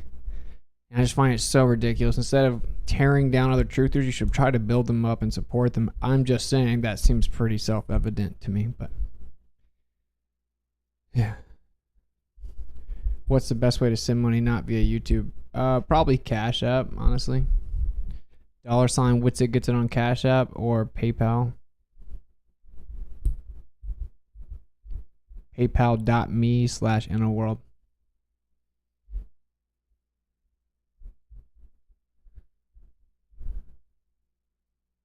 Wes says Witsit for speaking truth unequivocally. Miller time.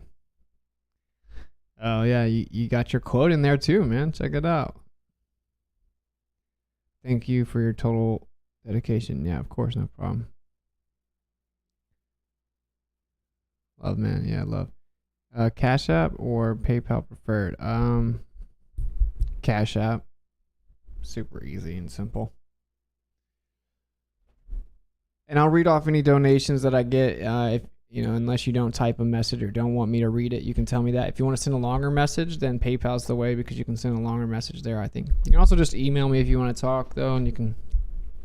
Obviously, I can't read like 57-page emails from everybody, but I'm trying to catch up. So, yeah, it's $ Witsit gets it on Cash App. Or, anyway, you guys get it.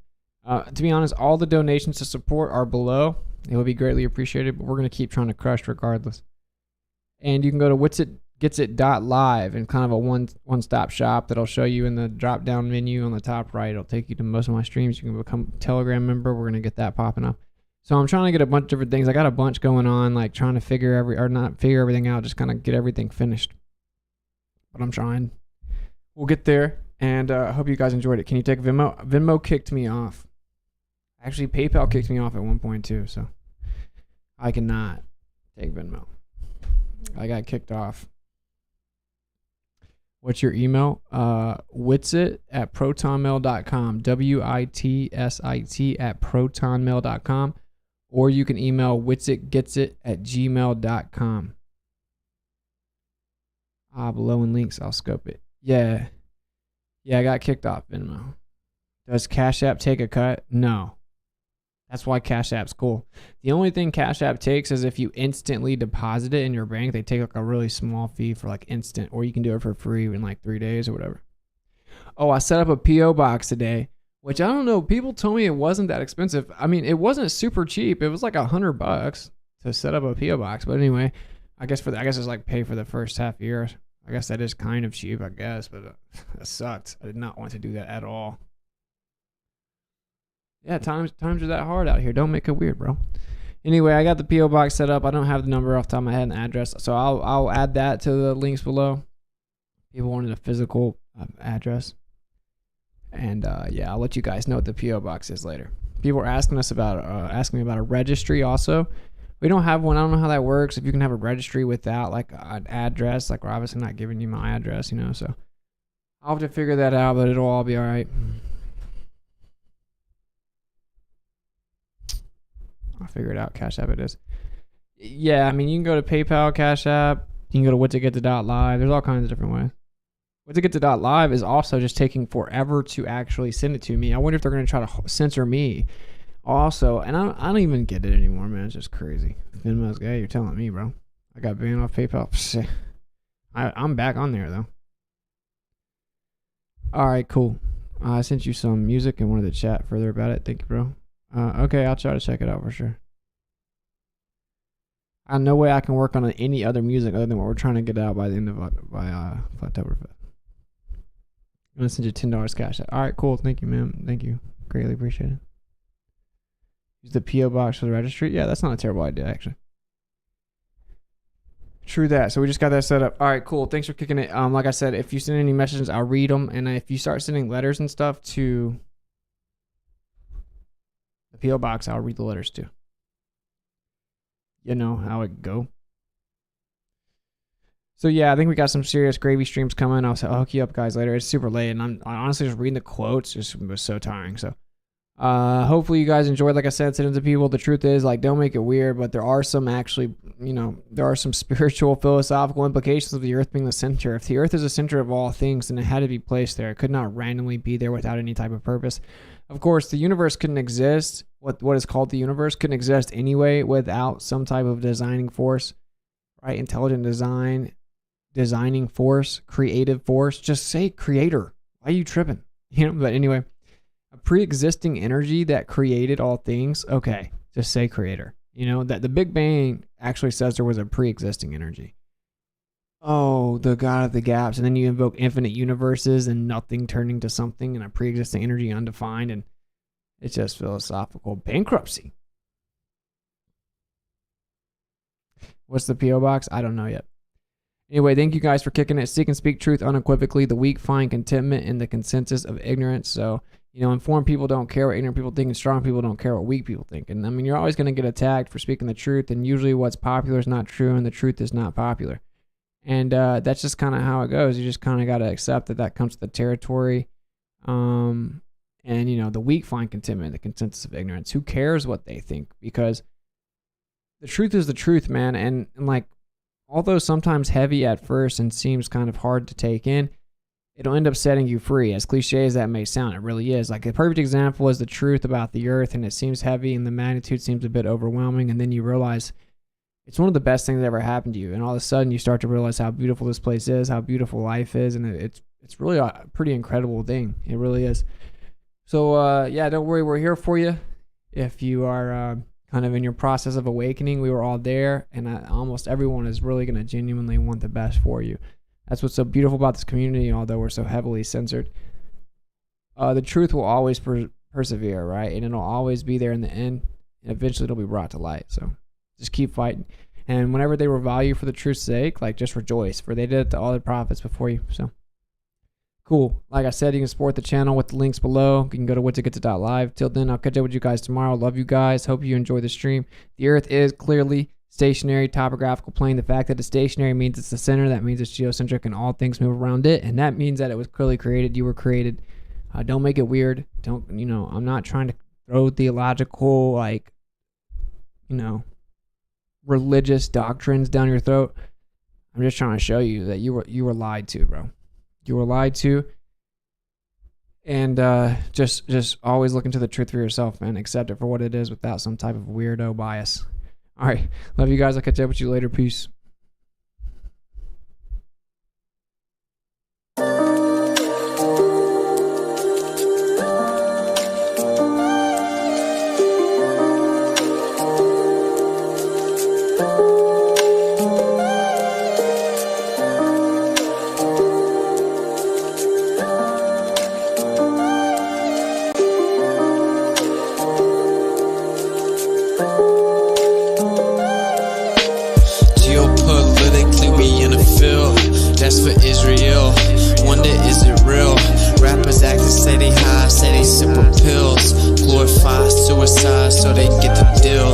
Big Pharma set it up, had to flip the pills. Control the music industry until the scripts get filled. Geopolitically, yeah, we in a field. That's for Israel. Wonder, is it real? Took the way you saw the world, then distorted it. Now you think you wanna rock that twirl somewhere orbiting. Theories disproportionate, the truth distorted quick with a forceful grip. They force a misinfo that we absorbing quick. Took the people's signature that mean extorted it. They forging it. If news ain't good informants who informing them, there's a surplus, but they tell us there are shortages. Credit economy mortgages, dollar that's supported with empty fortresses. But what's important is this: we porting ships, important gifts. Of course it is, but extortion is in accordance with an assortment list of foreign tricks. We ignoring which informant this, informant this. It looked like we were snoring tricked. Pedophilia and the government endorsing it. Yeah, eugenics is exactly what abortion is. You just vilify those insubordinate. Way to matrix engineer, that's unfortunate. Geopolitically, we in a field. That's for Israel. Wonder, is it real? Rappers actors say they high, say they sip with pills. Glorify suicide so they get the deals. Big Pharma set it up just to flip the pills. Control the music industry until the scripts get filled. Geopolitically, yeah, we in a field. That's for Israel. Wonder, is it real?